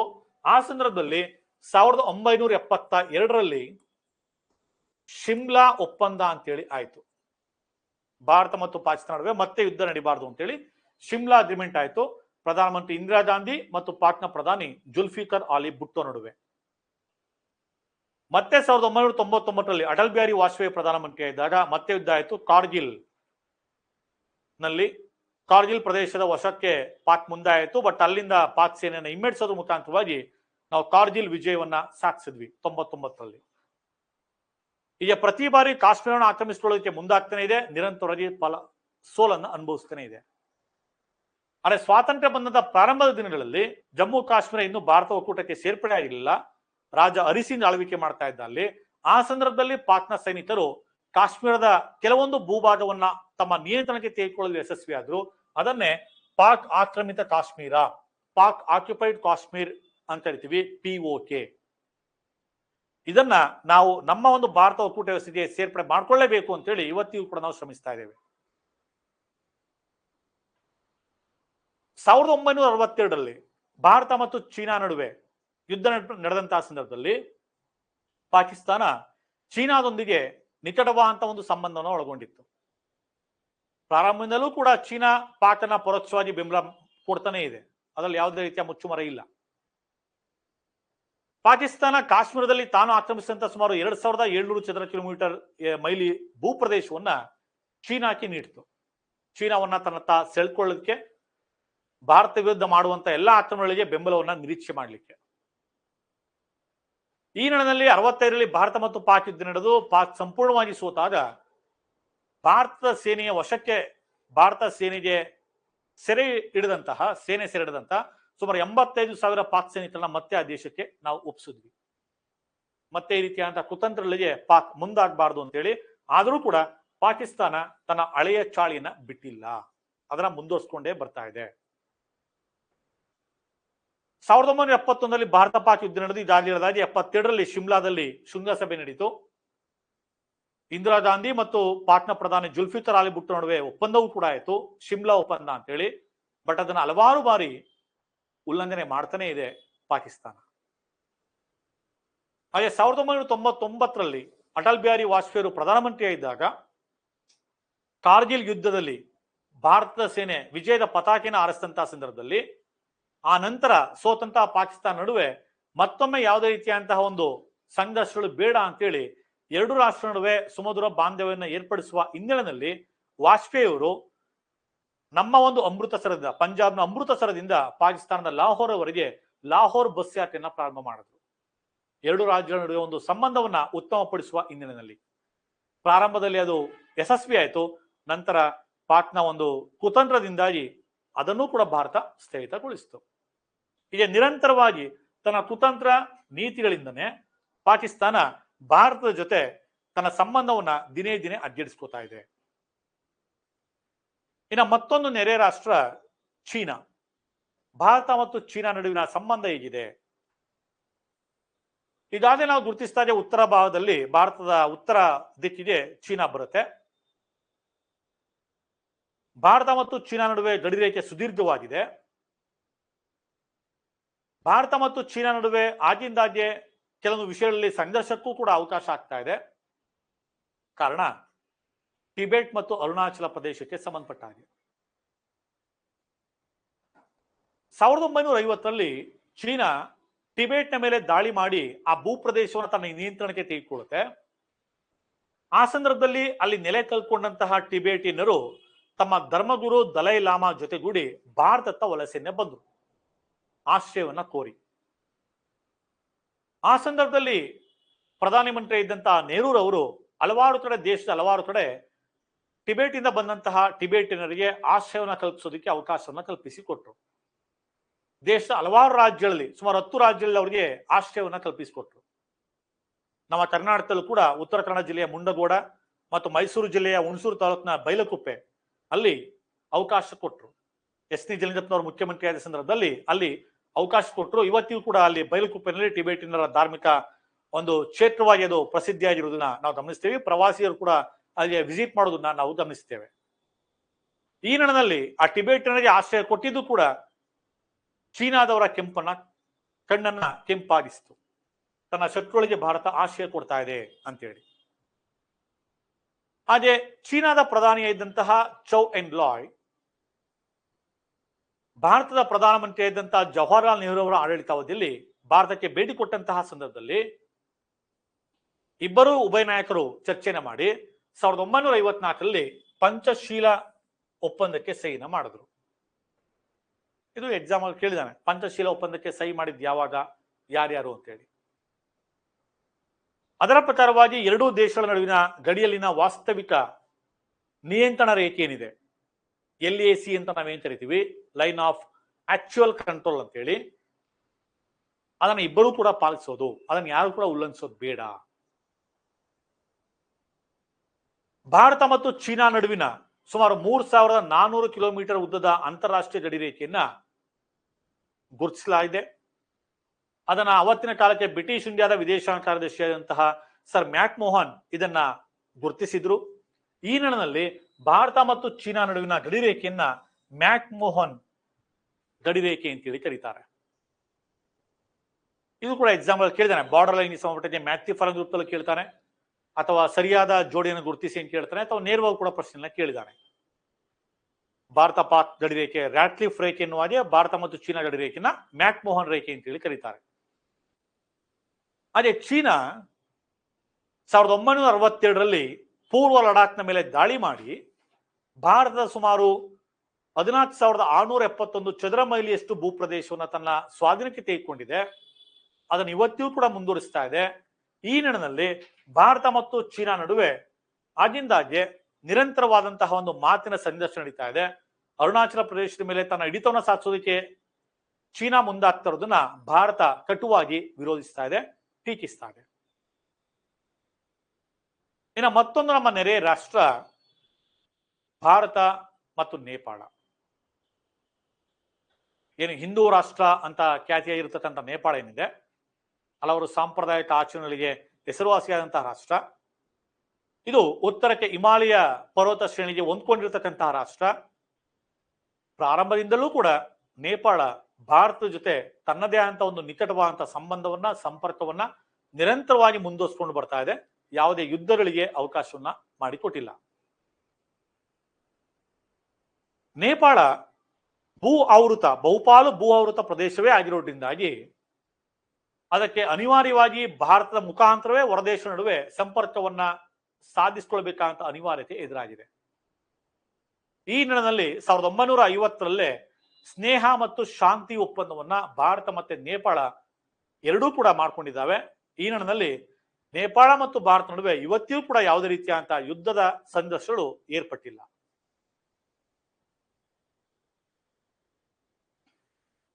ಹಾಗೆ ಮತ್ತೊಂದು ನಮ್ಮ ನೆರೆಯ ರಾಷ್ಟ್ರ ಭೂತಾನ್. 1949ರಲ್ಲಿ ಭಾರತ ಮತ್ತು ಭೂತಾನ್ ಎರಡು ರಾಷ್ಟ್ರ ನಡುವೆ ಏರ್ಪಟ್ಟಂತಹ ಒಂದು ಒಪ್ಪಂದ ಏನಿದೆ, ಆ ಒಪ್ಪಂದ ಪ್ರಕಾರವಾಗಿ ಭೂತಾನ್ನ ಯಾವುದೇ ಆಂತರಿಕ ವ್ಯವಹಾರದಲ್ಲಿ ನಾವು ಹಸ್ತಕ್ಷೇಪ ಮಾಡೋದಿಲ್ಲ ಅನ್ನೋ ಭರವಸೆಯನ್ನ ಭಾರತ ನೀಡಿದೆ. ಹಾಗೆ ಭೂತಾನ್ ತನ್ನ ಬಾಹ್ಯ ವ್ಯವಹಾರಗಳಲ್ಲೂ ಕೂಡ ಭಾರತದ ಮಾರ್ಗದರ್ಶನವನ್ನ ಪಡೆಯೋದಿಕ್ಕೆ ತನ್ನ ಒಪ್ಪಿಗೆಯನ್ನು ಸೂಚಿಸಿದೆ. ಈ ಹಿನ್ನೆಲೆಯಲ್ಲಿ ಭಾರತದ ಒಂದು ಬೆಂಬಲದಿಂದ ಭೂತಾನ್ ವಿಶ್ವಸಂಸ್ಥೆಯಲ್ಲಿ ತನ್ನ ಸದಸ್ಯತ್ವವನ್ನು ಕೂಡ ಪಡ್ಕೊಂಡಿದೆ. 1961ರಿಂದ 1981ರವರೆಗೆ ಭಾರತ ಭೂತಾನ್ನ ಆರ್ಥಿಕ ಅಭಿವೃದ್ಧಿಗೆ ಹಲವಾರು ರೀತಿಯ ನೆರವನ್ನ ನೀಡ್ತಾ ಬಂದಿದೆ. ಅನೇಕ ಯೋಜನೆಗಳಿಗೆ ಪೂರ್ಣ ಪ್ರಮಾಣದಲ್ಲಿ ಹಣವನ್ನೂ ಕೂಡ ಒದಗಿಸಿದೆ. ಹಾಗೆ ಸಾರ್ಕ್ ಸಂಘಟನೆಯ ರಾಷ್ಟ್ರವಾಗಿಯೂ ಕೂಡ ಭೂತಾನ್ ಸೇರ್ಪಡೆಯಾಗಿದೆ. ಈ ನಿಟ್ಟಿನಲ್ಲಿ ಇವತ್ತಿನವರೆಗೂ ಕೂಡ ಭಾರತ ಮತ್ತು ಭೂತಾನ್ ನಡುವೆ ಯಾವುದೇ ರೀತಿಯಾದಂತಹ ಯುದ್ಧದ ಸಂಘರ್ಷ ಆಗಲಿ, ಶೀತಲ ಸಮರದ ಸಂಘರ್ಷಗಳಾಗಲಿ ಏರ್ಪಟ್ಟಿಲ್ಲ. ಎರಡೂ ರಾಷ್ಟ್ರ ನಡುವೆ ಉತ್ತಮವಾದಂತಹ ಒಂದು ಬಾಂಧವ್ಯ, ಸುಮಧುರ ಸಂಪರ್ಕ ಮುಂದುವರ್ಕೊಂಡು ಬರ್ತಾ ಇದೆ.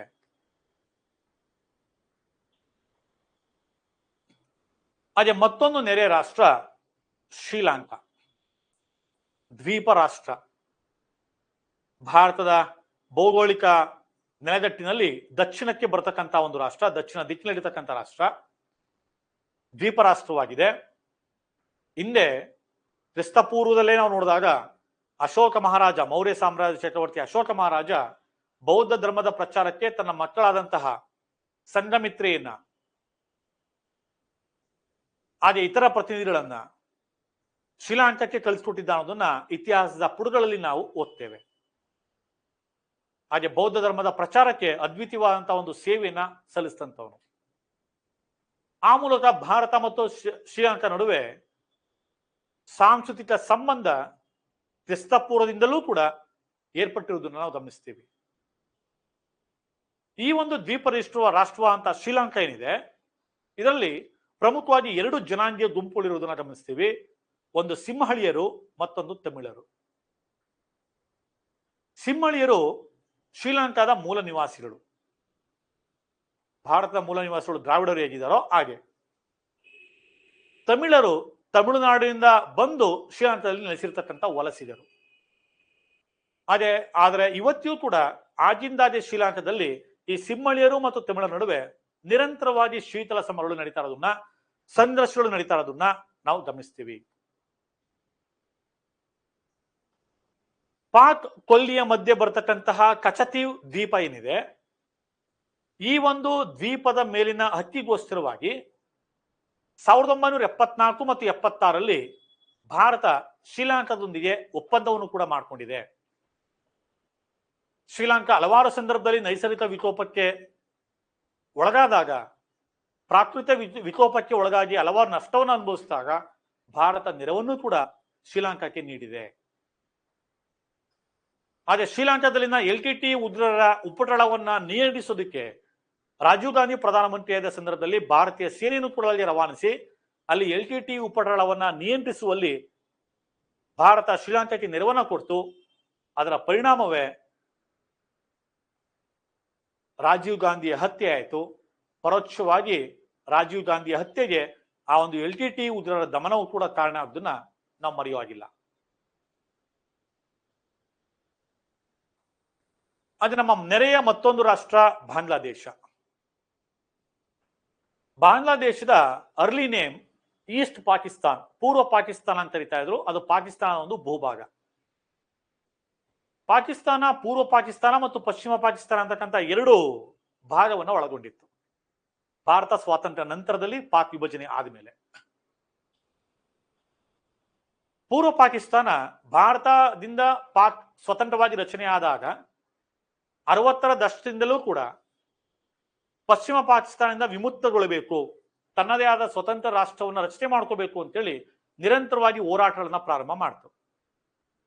ಆ ಹಿನ್ನೆಲೆಯಲ್ಲಿ ಪೂರ್ವ ಪಾಕಿಸ್ತಾನದ ವಿಮೋಚನೆಗೆ, ಸ್ವಾತಂತ್ರ್ಯಕ್ಕೆ ಸಂಬಂಧಿಸಿದಂತೆ ಅಲ್ಲಿ ಅವಾಮಿ ಲೀಗ್ ಅಂತಕ್ಕಂಥ ಒಂದು ರಾಜಕೀಯ ಪಕ್ಷವು ಕೂಡ ಉದಯ ಆಯಿತು.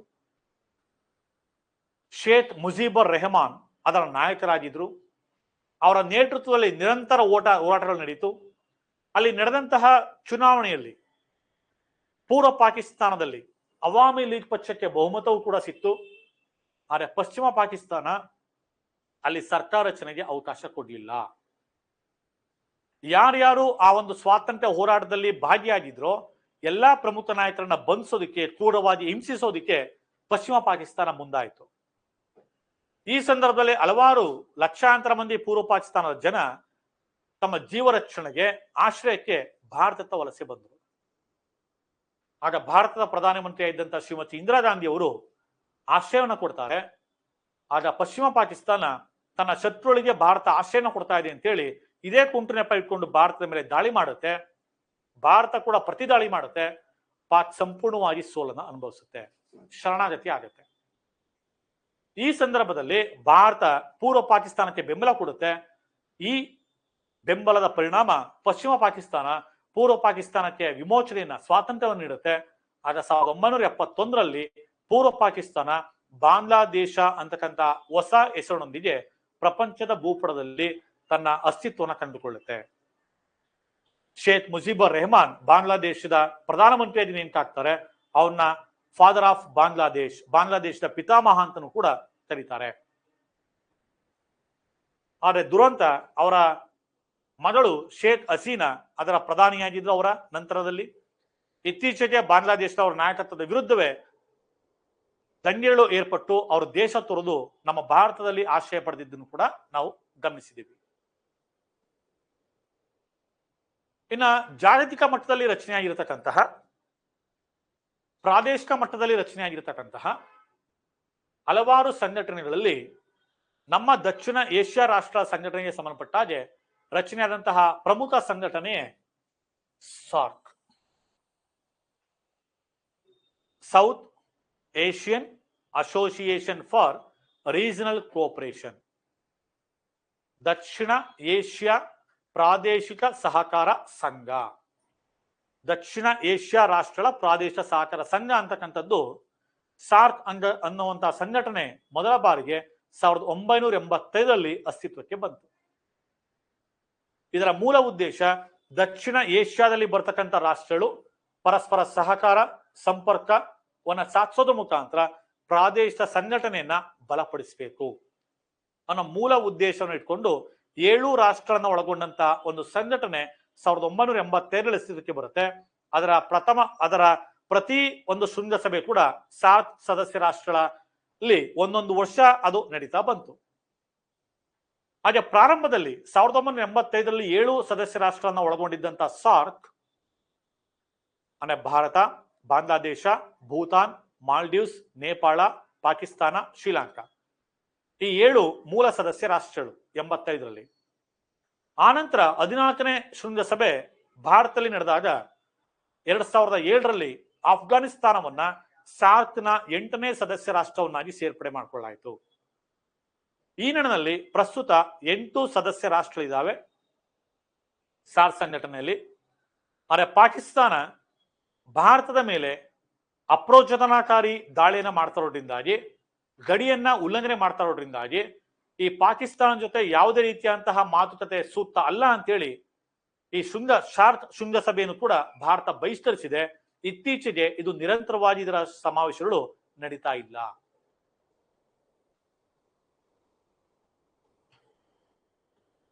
ಮುಂದಿನ ಅಧ್ಯಾಯ ವಿಶ್ವಸಂಸ್ಥೆ, ಯುಎನ್ಒ, ಯುನೈಟೆಡ್ ನೇಷನ್ ಆರ್ಗನೈಸೇಷನ್. ಸುಮಾರು 70 ವರ್ಷಗಳ ಹಿಂದೆ ಯುರೋಪಿಯನ್ ದೇಶಗಳ ನಡುವೆ ನಡೆದಂತಹ ಭೀಕರ ಯುದ್ಧಗಳು ಇಂತಹ ಒಂದು ಸಂಸ್ಥೆಯ ಉಗಮದ ಅಗತ್ಯತೆಯನ್ನ ಹೇಳ್ತು. 1914ರಿಂದ 1918ರವರೆಗೆ ಪ್ರಥಮ ಮಹಾಯುದ್ಧ ನಡೀತು. ಆ ಮಹಾಯುದ್ಧದಲ್ಲಿ ಆದಂತಹ ಭೀಕರ ಸಾವು ನೋವುಗಳು, ಅಪಾರ ಆಸ್ತಿ ಪಾಸ್ತಿಗಳ ನಷ್ಟ, ರಾಷ್ಟ್ರಗಳ ಆರ್ಥಿಕತೆ ಮೇಲೆ ಪರಿಣಾಮ ಆಗಿದ್ದು, ಇದೆಲ್ಲದರಿಂದಾಗಿ ಮೊದಲ ಮಹಾಯುದ್ಧವನ್ನು ಅಂತ್ಯಗೊಳಿಸಬೇಕು ಅಂತ ಹೇಳಿ 1919ರಲ್ಲಿ ಒಂದು ವರ್ಸೇಲ್ಸ್ ಒಪ್ಪಂದ ಅಂತ ಆಯಿತು. 1919ರ ವರ್ಸೇಲ್ಸ್ ಒಪ್ಪಂದದಿಂದಾಗಿ ಮೊದಲ ಮಹಾಯುದ್ಧ ಅಂತ್ಯ ಆಗುತ್ತೆ. ಮತ್ತೆ ಪ್ರಪಂಚದಲ್ಲಿ 2ನೇ ಮಹಾಯುದ್ಧ ನಡೀಬಾರದು ಅಂತೇಳಿ ಅಂತಾರಾಷ್ಟ್ರೀಯ ಮಟ್ಟದಲ್ಲಿ ಒಂದು ಸಂಘಟನೆಯನ್ನ ಸ್ಥಾಪನೆ ಮಾಡಿದ್ರು. ಅಂತಾರಾಷ್ಟ್ರೀಯ ಮಟ್ಟದಲ್ಲಿ ಸ್ಥಾಪನೆಯಾದಂತಹ ಮೊದಲ ಸಂಘಟನೆಯೇ 1920ರಲ್ಲಿ ಅಸ್ತಿತ್ವಕ್ಕೆ ಬಂದಂತಹ ರಾಷ್ಟ್ರಗಳ ಸಂಘ, ಲೀಗ್ ಆಫ್ ನೇಷನ್ಸ್ ಅನ್ನೋದನ್ನ ಅಸ್ತಿತ್ವಕ್ಕೆ ತಂದ್ರು.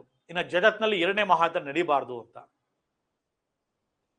ಇದರ ಕೇಂದ್ರ ಕಚೇರಿ ಜಿನಿವಾದಲ್ಲಿತ್ತು. ಆದರೆ ದುರದೃಷ್ಟವಶಾತ್ ರಾಷ್ಟ್ರಗಳ ಸಂಘದ ಸ್ಥಾಪನೆಯಲ್ಲಿ ಪ್ರಮುಖ ಪಾತ್ರ ವಹಿಸಿದನು ಅಮೆರಿಕ ಅಧ್ಯಕ್ಷ ವುಡ್ರೋ ವಿಲ್ಸನ್ ಅವತ್ತಿನ ಕಾಲಕ್ಕೆ. ಆದರೆ ಈ ಒಂದು ರಾಷ್ಟ್ರಗಳ ಸಂಘದ ಸ್ಥಾಪನೆಯಲ್ಲಿ ಪ್ರಮುಖ ಪಾತ್ರ ವಹಿಸಿದಂತ ಅಮೆರಿಕ ರಾಷ್ಟ್ರವೇ ರಾಷ್ಟ್ರಗಳ ಸಂಘದ ಲೀಗ್ ಆಫ್ ನೇಷನ್ಸ್ ನ ಮೆಂಬರ್ಶಿಪ್ ಅನ್ನೇ ಪಡೆಯಲಿಲ್ಲ, ಸದಸ್ಯತ್ವನೇ ಪಡೆಯಲಿಲ್ಲ. ಪ್ರಪಂಚದ ಹಲವು ಬಲಾಢ್ಯ ರಾಷ್ಟ್ರಗಳು ಲೀಗ್ ಆಫ್ ನೇಷನ್ ನ ಧ್ಯೇಯ ಉದ್ದೇಶಗಳನ್ನ ಪಾಲನೆ ಮಾಡೋದ್ರ ಬದಲಿಗೆ ಉಲ್ಲಂಘನೆ ಮಾಡಲಿಕ್ಕೆ ಶುರು ಆದರು. ದುರ್ಬಲ ಸಣ್ಣ ಪುಟ್ಟ ರಾಷ್ಟ್ರಗಳ ಮೇಲೆ ತಮ್ಮ ದಬ್ಬಾಳಿಕೆ ದೌರ್ಜನ್ಯ ಮುಂದುವರಿಸೋದಕ್ಕೆ ಶುರು ಮಾಡಿದ್ರು. ಇದರ ಪ್ರಯತ್ನದಿಂದ, ಇದೆಲ್ಲದರ ಒಂದು ಚಟುವಟಿಕೆಯಿಂದಾಗಿ ರಾಷ್ಟ್ರಗಳ ಸಂಘ ಫೇಲ್ಯೂರ್ ಆಯಿತು, ವಿಫಲ ಆಯಿತು. ನಂತರ 1939ರಿಂದ 1945ರ ನಡುವೆ 2ನೇ ಮಹಾಯುದ್ಧ ನಡೆಯಿತು. ಈ ಒಂದು 2ನೇ ಮಹಾಯುದ್ಧದಲ್ಲೂ ಕೂಡ ಜಪಾನ್, ಜರ್ಮನಿ, ಇಟಲಿ, ಆಸ್ಟ್ರಿಯಾ ಇವೆಲ್ಲವೂ ಕೂಡ, ಇಟಲಿಯ ಮುಸೋಲಿನಿ, ಜರ್ಮನಿಯ ಹಿಟ್ಲರ್, ಹಲವಾರು ಸರ್ವಾಧಿಕಾರಿಗಳ ದುರಾಡಳಿತ ಅಂತ್ಯ ಆಯಿತು. ಆ ಸಂದರ್ಭದಲ್ಲಿ ಪ್ರಪಂಚದಲ್ಲಿ ಮತ್ತೆ 3ನೇ ಮಹಾಯುದ್ಧ ನಡೀಬಾರದು ಅಂತೇಳಿ, ವಿಶ್ವದಲ್ಲಿ ಶಾಂತಿನ ಸ್ಥಾಪನೆ ಮಾಡಬೇಕು ಅಂತೇಳಿ ಅಮೆರಿಕದ ಅಂದಿನ ಅಧ್ಯಕ್ಷರಾದಂತಹ ಫ್ರಾಂಕ್ ಡಿ.ಎನ್. ರೂಸ್ವೆಲ್ಟ್, ಬ್ರಿಟನ್ನ ಪ್ರಧಾನಮಂತ್ರಿಯಾದಂತಹ ವಿನ್ಸ್ಟನ್ ಚರ್ಚಿಲ್, ಹಾಗೆ ರಷ್ಯಾದ ಸ್ಟಾಲಿನ್, ಜೋಸೆಫ್ ಸ್ಟಾಲಿನ್, ಈ 3 ಜನರು ಕೂಡ ಪ್ರಮುಖ ಪಾತ್ರವನ್ನು ವಹಿಸಿ ಪ್ರಪಂಚದಲ್ಲಿ ಮತ್ತೆ 3ನೇ ಜಾಗತಿಕ ಯುದ್ಧ ನಡೀಬಾರದು, ಆ ನಡೆಯೋದನ್ನ ತಡೆಯೋದಕ್ಕೆ ಒಂದು ಜಾಗತಿಕ ಮಟ್ಟದಲ್ಲಿ ಒಂದು ಅಂತಾರಾಷ್ಟ್ರೀಯ ಸಂಘಟನೆ, ಪ್ರಬಲವಾದಂತ ಸಂಘಟನೆಯ ಸಂಸ್ಥೆನ ಸ್ಥಾಪನೆ ಮಾಡಬೇಕು ಅಂತೇಳಿ ಚರ್ಚಿಸಿ ಒಂದು ತೀರ್ಮಾನಕ್ಕೆ ಬರ್ತಾರೆ. ಅದರ ಪ್ರತಿಫಲವೇ ವಿಶ್ವಸಂಸ್ಥೆ ಯುಎನ್ಒ. 1945 ಅಕ್ಟೋಬರ್ 24ರಂದು ಈ ಒಂದು ವಿಶ್ವಸಂಸ್ಥೆ ಅಸ್ತಿತ್ವಕ್ಕೆ ಬಂತು. ಈ ನಿಟ್ಟಿನಲ್ಲಿ ಅಕ್ಟೋಬರ್ 24ನ್ನ ವಿಶ್ವಸಂಸ್ಥೆಯ ಸಂಸ್ಥಾಪನಾ ದಿನ ಅಂತೇಳಿ ಆಚರಣೆ ಮಾಡ್ತಾರೆ ಪ್ರತಿ ವರ್ಷ. ಈ ಒಂದು ವಿಶ್ವಸಂಸ್ಥೆ ತನ್ನ ಕಾರ್ಯನಿರ್ವಹಣೆಗೆ ಸಂಬಂಧಪಟ್ಟ ಹಾಗೆ 6 ಆರ್ಗನ್ಸ್ ಅನ್ನ, 6 ಅಂಗ ಸಂಸ್ಥೆಗಳನ್ನ ಒಳಗೊಂಡಿದೆ.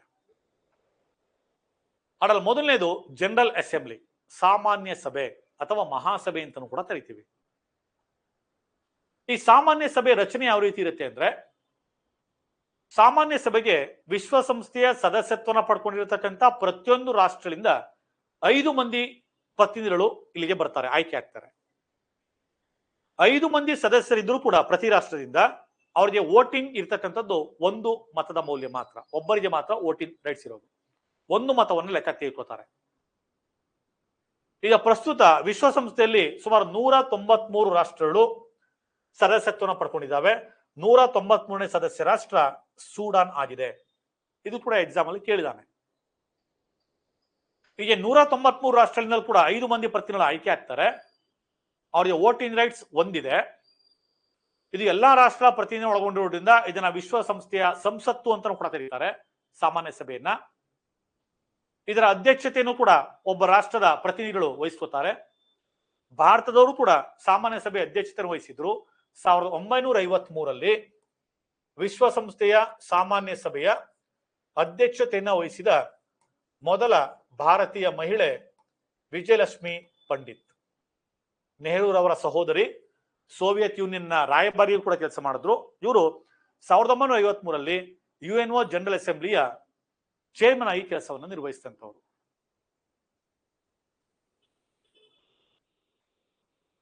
ಇನ್ನು 2ನೇದು ಅಂಗಸಂಸ್ಥೆ ಸೆಕ್ಯೂರಿಟಿ ಕೌನ್ಸಿಲ್, ಭದ್ರತಾ ಮಂಡಳಿ.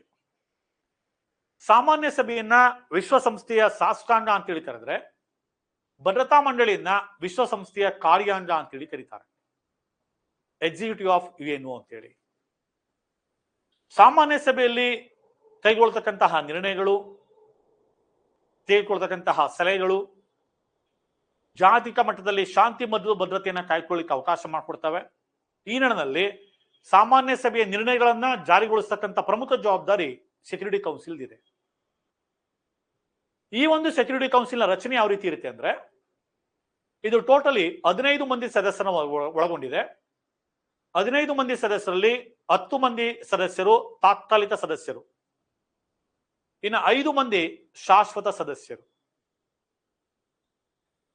ಈ 10 ಮಂದಿ ಏನಿದ್ದಾರೆ ತಾತ್ಕಾಲಿಕ ಸದಸ್ಯರು, ಅವರು 2 ವರ್ಷಗಳ ಅವಧಿಗೆ ಆಯ್ಕೆ ಆಗ್ತಕ್ಕಂಥವ್ರು ಭದ್ರತಾ ಮಂಡಳಿಗೆ.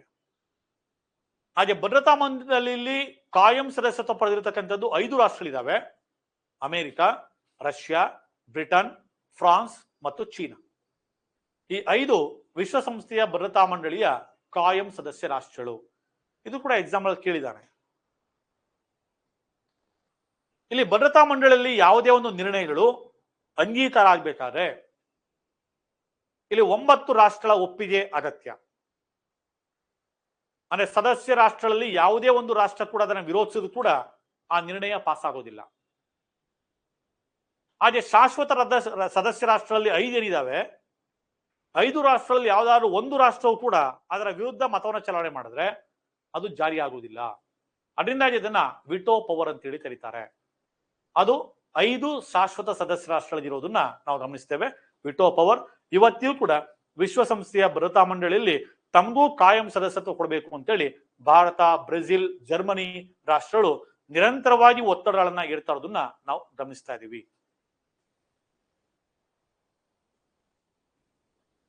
ಮತ್ತೊಂದು 3ನೇ ವಿಂಗ್ ಆರ್ಥಿಕ ಮತ್ತು ಸಾಮಾಜಿಕ ಮಂಡಳಿ, ಎಕನಾಮಿಕ್ ಅಂಡ್ ಸೋಷಿಯಲ್ ಕೌನ್ಸಿಲ್. ಪ್ರಪಂಚದ ಎಲ್ಲಾ ರಾಷ್ಟ್ರಗಳು ಕೂಡ ಒಂದಲ್ಲ ಒಂದು ವಿಭಿನ್ನ ಬಗೆಯ ಸಮಸ್ಯೆಗಳನ್ನು ಎದುರಿಸ್ತಾ ಇದ್ದಾವೆ. ಜನಾಂಗೀಯ ಸಮಸ್ಯೆ ಆಗಿರ್ಬೋದು, ವರ್ಣ ಸಮಸ್ಯೆ ಆಗಿರ್ಬೋದು, ಭಾಷಾ ಸಮಸ್ಯೆ ಆಗಿರ್ಬೋದು, ಗಡಿ ಸಮಸ್ಯೆ ಆಗಿರ್ಬೋದು, ಜಲ ವಿವಾದಗಳಾಗಿರ್ಬೋದು, ಹೀಗೆ ಒಂದಲ್ಲ ಒಂದು ರೀತಿಯ ವಿಭಿನ್ನವಾದಂತಹ ಸಮಸ್ಯೆಗಳನ್ನ ಎದುರಿಸ್ತಾ ಇದ್ದಾವೆ. ಹಾಗೆ ಮಾನವ ಹಕ್ಕುಗಳ ಉಲ್ಲಂಘನೆಗಳು ಕೂಡ ಆಗ್ತಾ ಇದ್ದಾವೆ.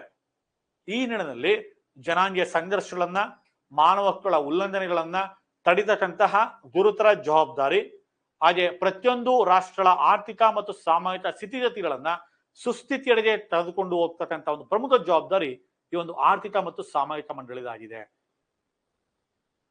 ಇನ್ನು ಮತ್ತೊಂದು 4ನೇ ಅಂಗಸಂಸ್ಥೆ ಇಂಟರ್ನ್ಯಾಷನಲ್ ಕೋರ್ಟ್, ಅಂತಾರಾಷ್ಟ್ರೀಯ ನ್ಯಾಯಾಲಯ. ಈ ಒಂದು ಅಂತಾರಾಷ್ಟ್ರೀಯ ನ್ಯಾಯಾಲಯ ನೆದರ್ಲ್ಯಾಂಡ್ ನಗರದ ಹೇಗ್ ನಗರದಲ್ಲಿದೆ. ನೆದರ್ಲ್ಯಾಂಡ್ ರಾಷ್ಟ್ರದ ಹೇಗ್ನಲ್ಲಿ ಇದು ನ್ಯಾಯಾಲಯ ಇದೆ.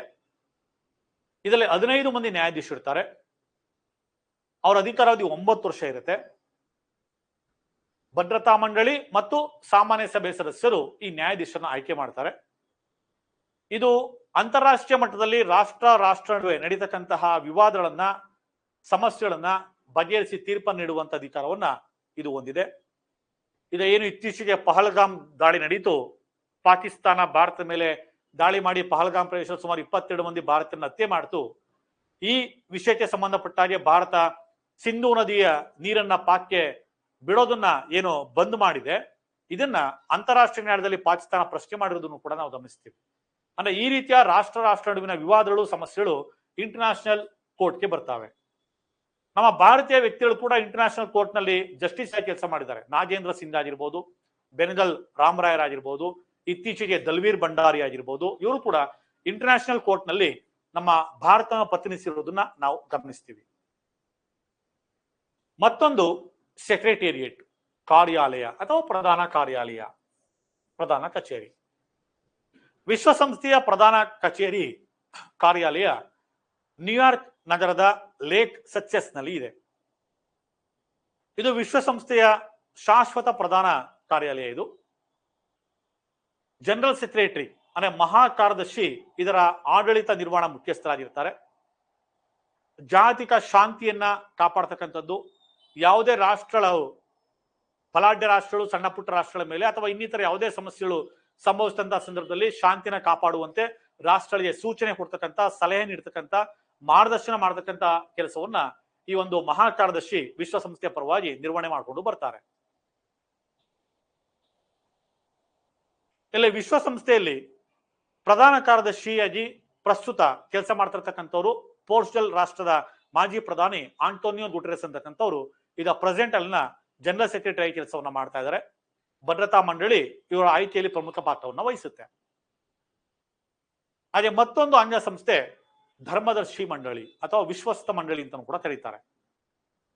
ಇದರ ಕೆಲಸ ಏನು ಅಂದ್ರೆ ವಿಶ್ವಸಂಸ್ಥೆ ಸ್ಥಾಪನೆಯಾದಂತಹ ಸಂದರ್ಭದಲ್ಲಿ ಅಂದ್ರೆ 1945 ಅಕ್ಟೋಬರ್ 24 ಸ್ಥಾಪನೆಯಾದಾಗ ಎರಡನೇ ಮಹಾಯುದ್ಧ ಏನು ಅಂತ್ಯ ಆಗಿತ್ತು. ಹಲವಾರು ರಾಷ್ಟ್ರಗಳು, ಸಣ್ಣ ಪುಟ್ಟ ರಾಷ್ಟ್ರಗಳು ಯುದ್ಧದಲ್ಲಿ ಸೋತು ತಮ್ಮ ಅಸ್ತಿತ್ವವನ್ನು ಕಳ್ಕೊಂಡಿದ್ವು, ನಿರಾಶ್ರಿತವಾಗಿದ್ವು. ಇಂತಹ ಕೆಲವೊಂದು ಭೂಪ್ರದೇಶಗಳ ಆಡಳಿತ ನಿರ್ವಹಣೆಗೋಸ್ಕರವಾಗಿ ತಕ್ಷಣದಲ್ಲಿ ಈ ಒಂದು ಧರ್ಮದರ್ಶಿ ಮಂಡಳಿಯನ್ನ ಸ್ಥಾಪನೆ ಮಾಡಿ ಆ ಪ್ರದೇಶಗಳ ಆಡಳಿತವನ್ನು ನೋಡಿಕೊಳ್ಳುವ ಜವಾಬ್ದಾರಿಯನ್ನ ಈ ಧರ್ಮದರ್ಶಿ ಮಂಡಳಿಗೆ ವಹಿಸಿದ್ರು. ಈ ನಿಟ್ಟಿನಲ್ಲಿ ಅವತ್ತಿನ ಕಾಲಕ್ಕೆ ಇದರ ಅಗತ್ಯತೆ ಇತ್ತು. ಆದ್ರೆ ಇತ್ತೀಚೆಗೆ ಆ ನಿಯಂತ್ರಣದಲ್ಲಿ, ಧರ್ಮದರ್ಶಿ ಮಂಡಳಿಯ ನಿಯಂತ್ರಣದಲ್ಲಿ ಇದ್ದಂತ, ಉಸ್ತುವಾರಿದ್ದಂತ ಎಲ್ಲಾ ಪ್ರದೇಶಗಳು ಕೂಡ ಸ್ವತಂತ್ರವನ್ನ ಘೋಷಣೆ ಮಾಡಿಕೊಂಡಿರೋದ್ರಿಂದಾಗಿ 1994ರಿಂದ ಈ ಒಂದು ಧರ್ಮದರ್ಶಿ ಮಂಡಳಿ ಕಾರ್ಯನಿರ್ವಹಿಸ್ತಾ ಇಲ್ಲ, ಅದು ನಿಸ್ತೇಜಗೊಂಡಿದೆ. ಇನ್ನು ಈ ಒಂದು ವಿಶ್ವಸಂಸ್ಥೆ ತನ್ನದೇ ಅಂತ ಒಂದು ಧ್ವಜವನ್ನು ಹೊಂದಿದೆ, ಹಾಗೆ ತನ್ನದೇ ಅಂತ ಒಂದು ಆಡಳಿತ ಭಾಷೆಯನ್ನು ಕೂಡ ಹೊಂದಿದೆ. ವಿಶ್ವಸಂಸ್ಥೆ ಹೊಂದಿರತಕ್ಕಂಥ ಧ್ವಜ ಯಾವ ರೀತಿ ಇದೆ ಅಂತಂದ್ರೆ ತಿಳಿ ನೀಲಿ ಬಣ್ಣದ ಹಿನ್ನೆಲೆಯನ್ನು ಅದು ಒಳಗೊಂಡಿದೆ. ಮಧ್ಯದಲ್ಲಿ ವಿಶ್ವಸಂಸ್ಥೆಯ ಲಾಂಛನ ಇದೆ. ಪ್ರತಿ ವರ್ಷ ಅಕ್ಟೋಬರ್ 24 ವಿಶ್ವಸಂಸ್ಥೆ ದಿನವನ್ನಾಗಿ, ಅದರ ಸಂಸ್ಥಾಪನಾ ದಿನವನ್ನಾಗಿ ಪ್ರಪಂಚದಾದ್ಯಂತ ಆಚರಣೆ ಮಾಡೋದನ್ನ ನಾವು ಗಮನಿಸ್ತಾ ಇದ್ದೀವಿ. ಹಾಗೆ ವಿಶ್ವಸಂಸ್ಥೆಯ ಆಶ್ರಯದಲ್ಲಿ ಹಲವಾರು ಸೇವಾ ಸಂಸ್ಥೆಗಳು, ಸಂಘಟನೆಗಳು ತಮ್ಮದೇ ಆದಂತಹ ಒಂದು ಸೇವಾ ಕಾರ್ಯಗಳನ್ನ ನಿರಂತರವಾಗಿ ಮುಂದುವರಿಸಿಕೊಂಡು ಬರ್ತಾ ಇದ್ದಾವೆ. ಅಂತ ಸಂಸ್ಥೆಗಳ ಬಗ್ಗೆಯೂ ಕೂಡ ವಿವಿಧ ಪರೀಕ್ಷೆಗಳಲ್ಲಿ ನಿಮಗೆ ಪ್ರಶ್ನೆನ ನೇರವಾಗಿ ಸಾಮಾನ್ಯ ಜ್ಞಾನಕ್ಕೆ ಸಂಬಂಧಪಟ್ಟಾಗಿ ಕೇಳಿದ್ದಾನೆ. ಅದರಲ್ಲಿ ಯಾವ್ಯಾವ ಬರ್ತಾವೆ ಪ್ರಮುಖವಾಗಿ ಬಂದಾಗ, ಮೊದಲಿಗೆ ಯುನೆಸ್ಕೋ, ವಿಶ್ವಸಂಸ್ಥೆಯ ಶೈಕ್ಷಣಿಕ, ವೈಜ್ಞಾನಿಕ ಮತ್ತು ಸಾಂಸ್ಕೃತಿಕ ಸಂಘ. United Nations educational, scientific and cultural organisation ಅಂತೇಳಿ ಕರಿತೀವಿ. ಯುನೆಸ್ಕೋನ ವಿಸ್ತರಣಾ ರೂಪ. ಇದು 1947 ಸ್ಥಾಪನೆ ಆಗಿದ್ದು, ಇದರ ಪ್ರಧಾನ ಕಚೇರಿ ಫ್ರಾನ್ಸ್ನ ಪ್ಯಾರಿಸ್ ದೇಶದಲ್ಲಿ ಇದೆ. ಇದರ ಕೆಲಸ ಪ್ರಪಂಚದಾದ್ಯಂತ ಇರತಕ್ಕಂಥ ಐತಿಹಾಸಿಕ ಹಿನ್ನೆಲೆಯನ್ನ, ಪುರಾತತ್ವ ಹಿನ್ನೆಲೆಯನ್ನ ಹೊಂದಿರತಕ್ಕಂತಹ ಸ್ಮಾರಕಗಳನ್ನ ಗುರುತಿಸಿ ಅದನ್ನ ಸಂರಕ್ಷಣೆ ಮಾಡ್ತಕ್ಕಂಥದ್ದು. ಅದರ ಪ್ರಾಮುಖ್ಯತೆಯನ್ನ, ಅದರ ಮಹತ್ವವನ್ನ, ಅದರ ಇತಿಹಾಸವನ್ನ, ಪರಂಪರೆಯನ್ನ ಮುಂದಿನ ಜನಕ್ಕೆ ಪರಿಚಯಿಸುವ ಹಿನ್ನೆಲೆಯಲ್ಲಿ ಅಂತ ಹಿಸ್ಟಾರಿಕಲ್ ಮಾನ್ಯುಮೆಂಟ್ಸ್ ಗಳನ್ನ ಗುರುತಿಸಿ ಅದನ್ನ ಯುನೆಸ್ಕೋ ಪಾರಂಪರಿಕ ಪಟ್ಟಿಗೆ ಸೇರ್ಪಡೆಗೊಳಿಸುವಂತಹ ಒಂದು ಜವಾಬ್ದಾರಿಯನ್ನ ಇದು ಒಳಗೊಂಡಿದೆ. ಆ ಯುನೆಸ್ಕೋ ಪಾರಂಪರಿಕ ಪಟ್ಟಿ, ವರ್ಲ್ಡ್ ಹೆರಿಟೇಜ್ ಸೈಟ್ ಏನಿದೆ, ಅದರಲ್ಲಿ ಇಟಲಿ ಅತಿ ಹೆಚ್ಚು ಸ್ಥಳಗಳನ್ನ ಹೊಂದಿರತಕ್ಕಂಥ ರಾಷ್ಟ್ರ.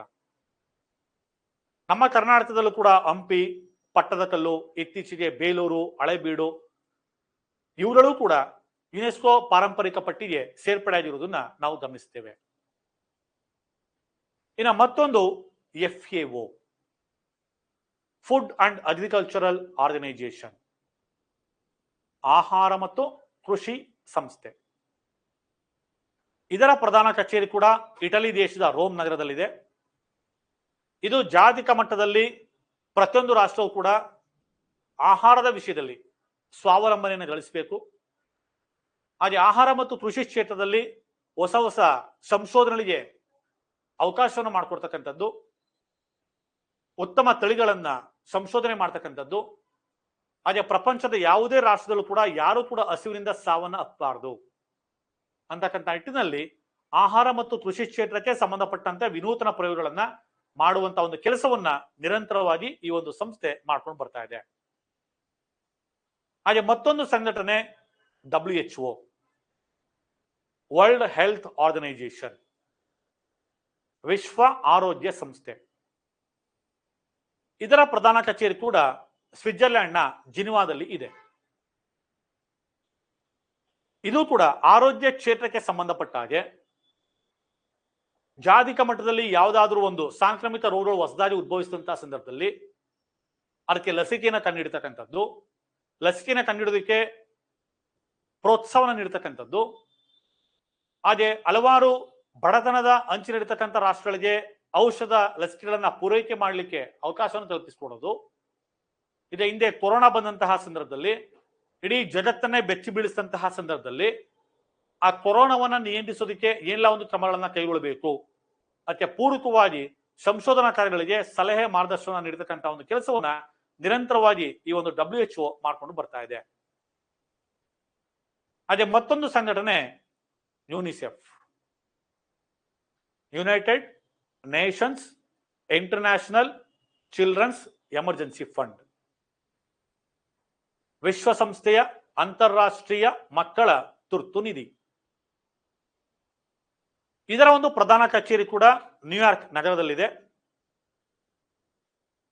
ಇದು ಅಂತಾರಾಷ್ಟ್ರೀಯ ಮಟ್ಟದಲ್ಲಿ ಮಕ್ಕಳ ಸಮಸ್ಯೆಗಳಿಗೆ ಸಂಬಂಧಪಟ್ಟ ಹಾಗೆ ನಾವು ಇವತ್ತು ಕೂಡ ಆಫ್ರಿಕನ್ ಕಂಟ್ರಿನಲ್ಲಿ ಸೊಮಾಲಿಯಾ, ಜಾಂಬಿಯಾ, ಕಾಂಗೋ, ಸುಡಾನ್ ಇಂಥ ಒಂದು ರಾಷ್ಟ್ರ ನೋಡಿದಾಗ ಅಲ್ಲಿನ ಮಕ್ಕಳ ದೈಹಿಕ ಸ್ಥಿತಿಯನ್ನು ನೋಡಿದ್ರೆ ಹಸಿವಿನಿಂದ ನರಳಿ ಅಸ್ಥಿ ಪಂಜದ ರೀತಿಯಲ್ಲಿ ಆಗಿರುವುದನ್ನು ಗಮನಿಸ್ತೀವಿ. ಕಿತ್ತು ತಿನ್ನುವಂತಹ ಒಂದು ಬಡತನ, ಆಹಾರದ ಸಮಸ್ಯೆ, ಪೌಷ್ಟಿಕಾಂಶ ಉಳ್ಳ ಆಹಾರದ ಸಮಸ್ಯೆ, ಹಾಗೆ ಸಮರ್ಪಕ ಔಷಧಿಗಳ ಕೊರತೆ. ಇಂತಹ ಸಂದರ್ಭದಲ್ಲಿ ಅಂತಾರಾಷ್ಟ್ರೀಯ ಮಟ್ಟದಲ್ಲಿ ಯಾವುದೇ ಒಂದು ರಾಷ್ಟ್ರಗಳ ಮಕ್ಕಳು ಎದುರಿಸ್ತಾ ಇರ್ತಕ್ಕಂತಹ ಸಮಸ್ಯೆ ಏನಿದಾವೆ, ಪೌಷ್ಟಿಕಾಂಶದ ಆಹಾರದ ಕೊರತೆ ಏನಿದೆ, ಹಾಗೆ ವೈದ್ಯಕೀಯ ಚಿಕಿತ್ಸೆಯ ಒಂದು ಕೊರತೆ ಏನಿದೆ, ಅವುಗಳನ್ನ ಸಮರ್ಪಕವಾಗಿ ಪೂರೈಸುವಂತಹ ಒಂದು ಕೆಲಸವನ್ನ ಇದು ಮಾಡ್ತಾ ಇದೆ. ಹಾಗೆ ಮಕ್ಕಳ ಹಕ್ಕುಗಳನ್ನ ರಕ್ಷಣೆ ಮಾಡ್ತಕ್ಕಂಥ ಹಿನ್ನೆಲೆಯಲ್ಲೂ ಕೂಡ ತನ್ನ ಕೆಲಸವನ್ನ, ತನ್ನ ಸೇವೆಯನ್ನ ನಿರಂತರವಾಗಿ ಮಾಡಿಕೊಂಡು ಬರ್ತಾ ಇದೆ. ಇದಿಷ್ಟು 7ನೇ ತರಗತಿ ಸಮಾಜ ವಿಜ್ಞಾನದ ಪಾರ್ಟ್ 2 ನಲ್ಲಿ ಇದ್ದಂತಹ ಪ್ರಮುಖ ಮುಖ್ಯಾಂಶಗಳು. ಇಂದಿನ ಅಧಿವೇಶನದಲ್ಲಿ 7ನೇ ತರಗತಿ ಸಮಾಜ ವಿಜ್ಞಾನದ ಭಾಗ 1ರ ಕಾನ್ಸೆಪ್ಟ್ಗಳನ್ನ ಚರ್ಚೆ ಮಾಡಿದ್ದೀವಿ.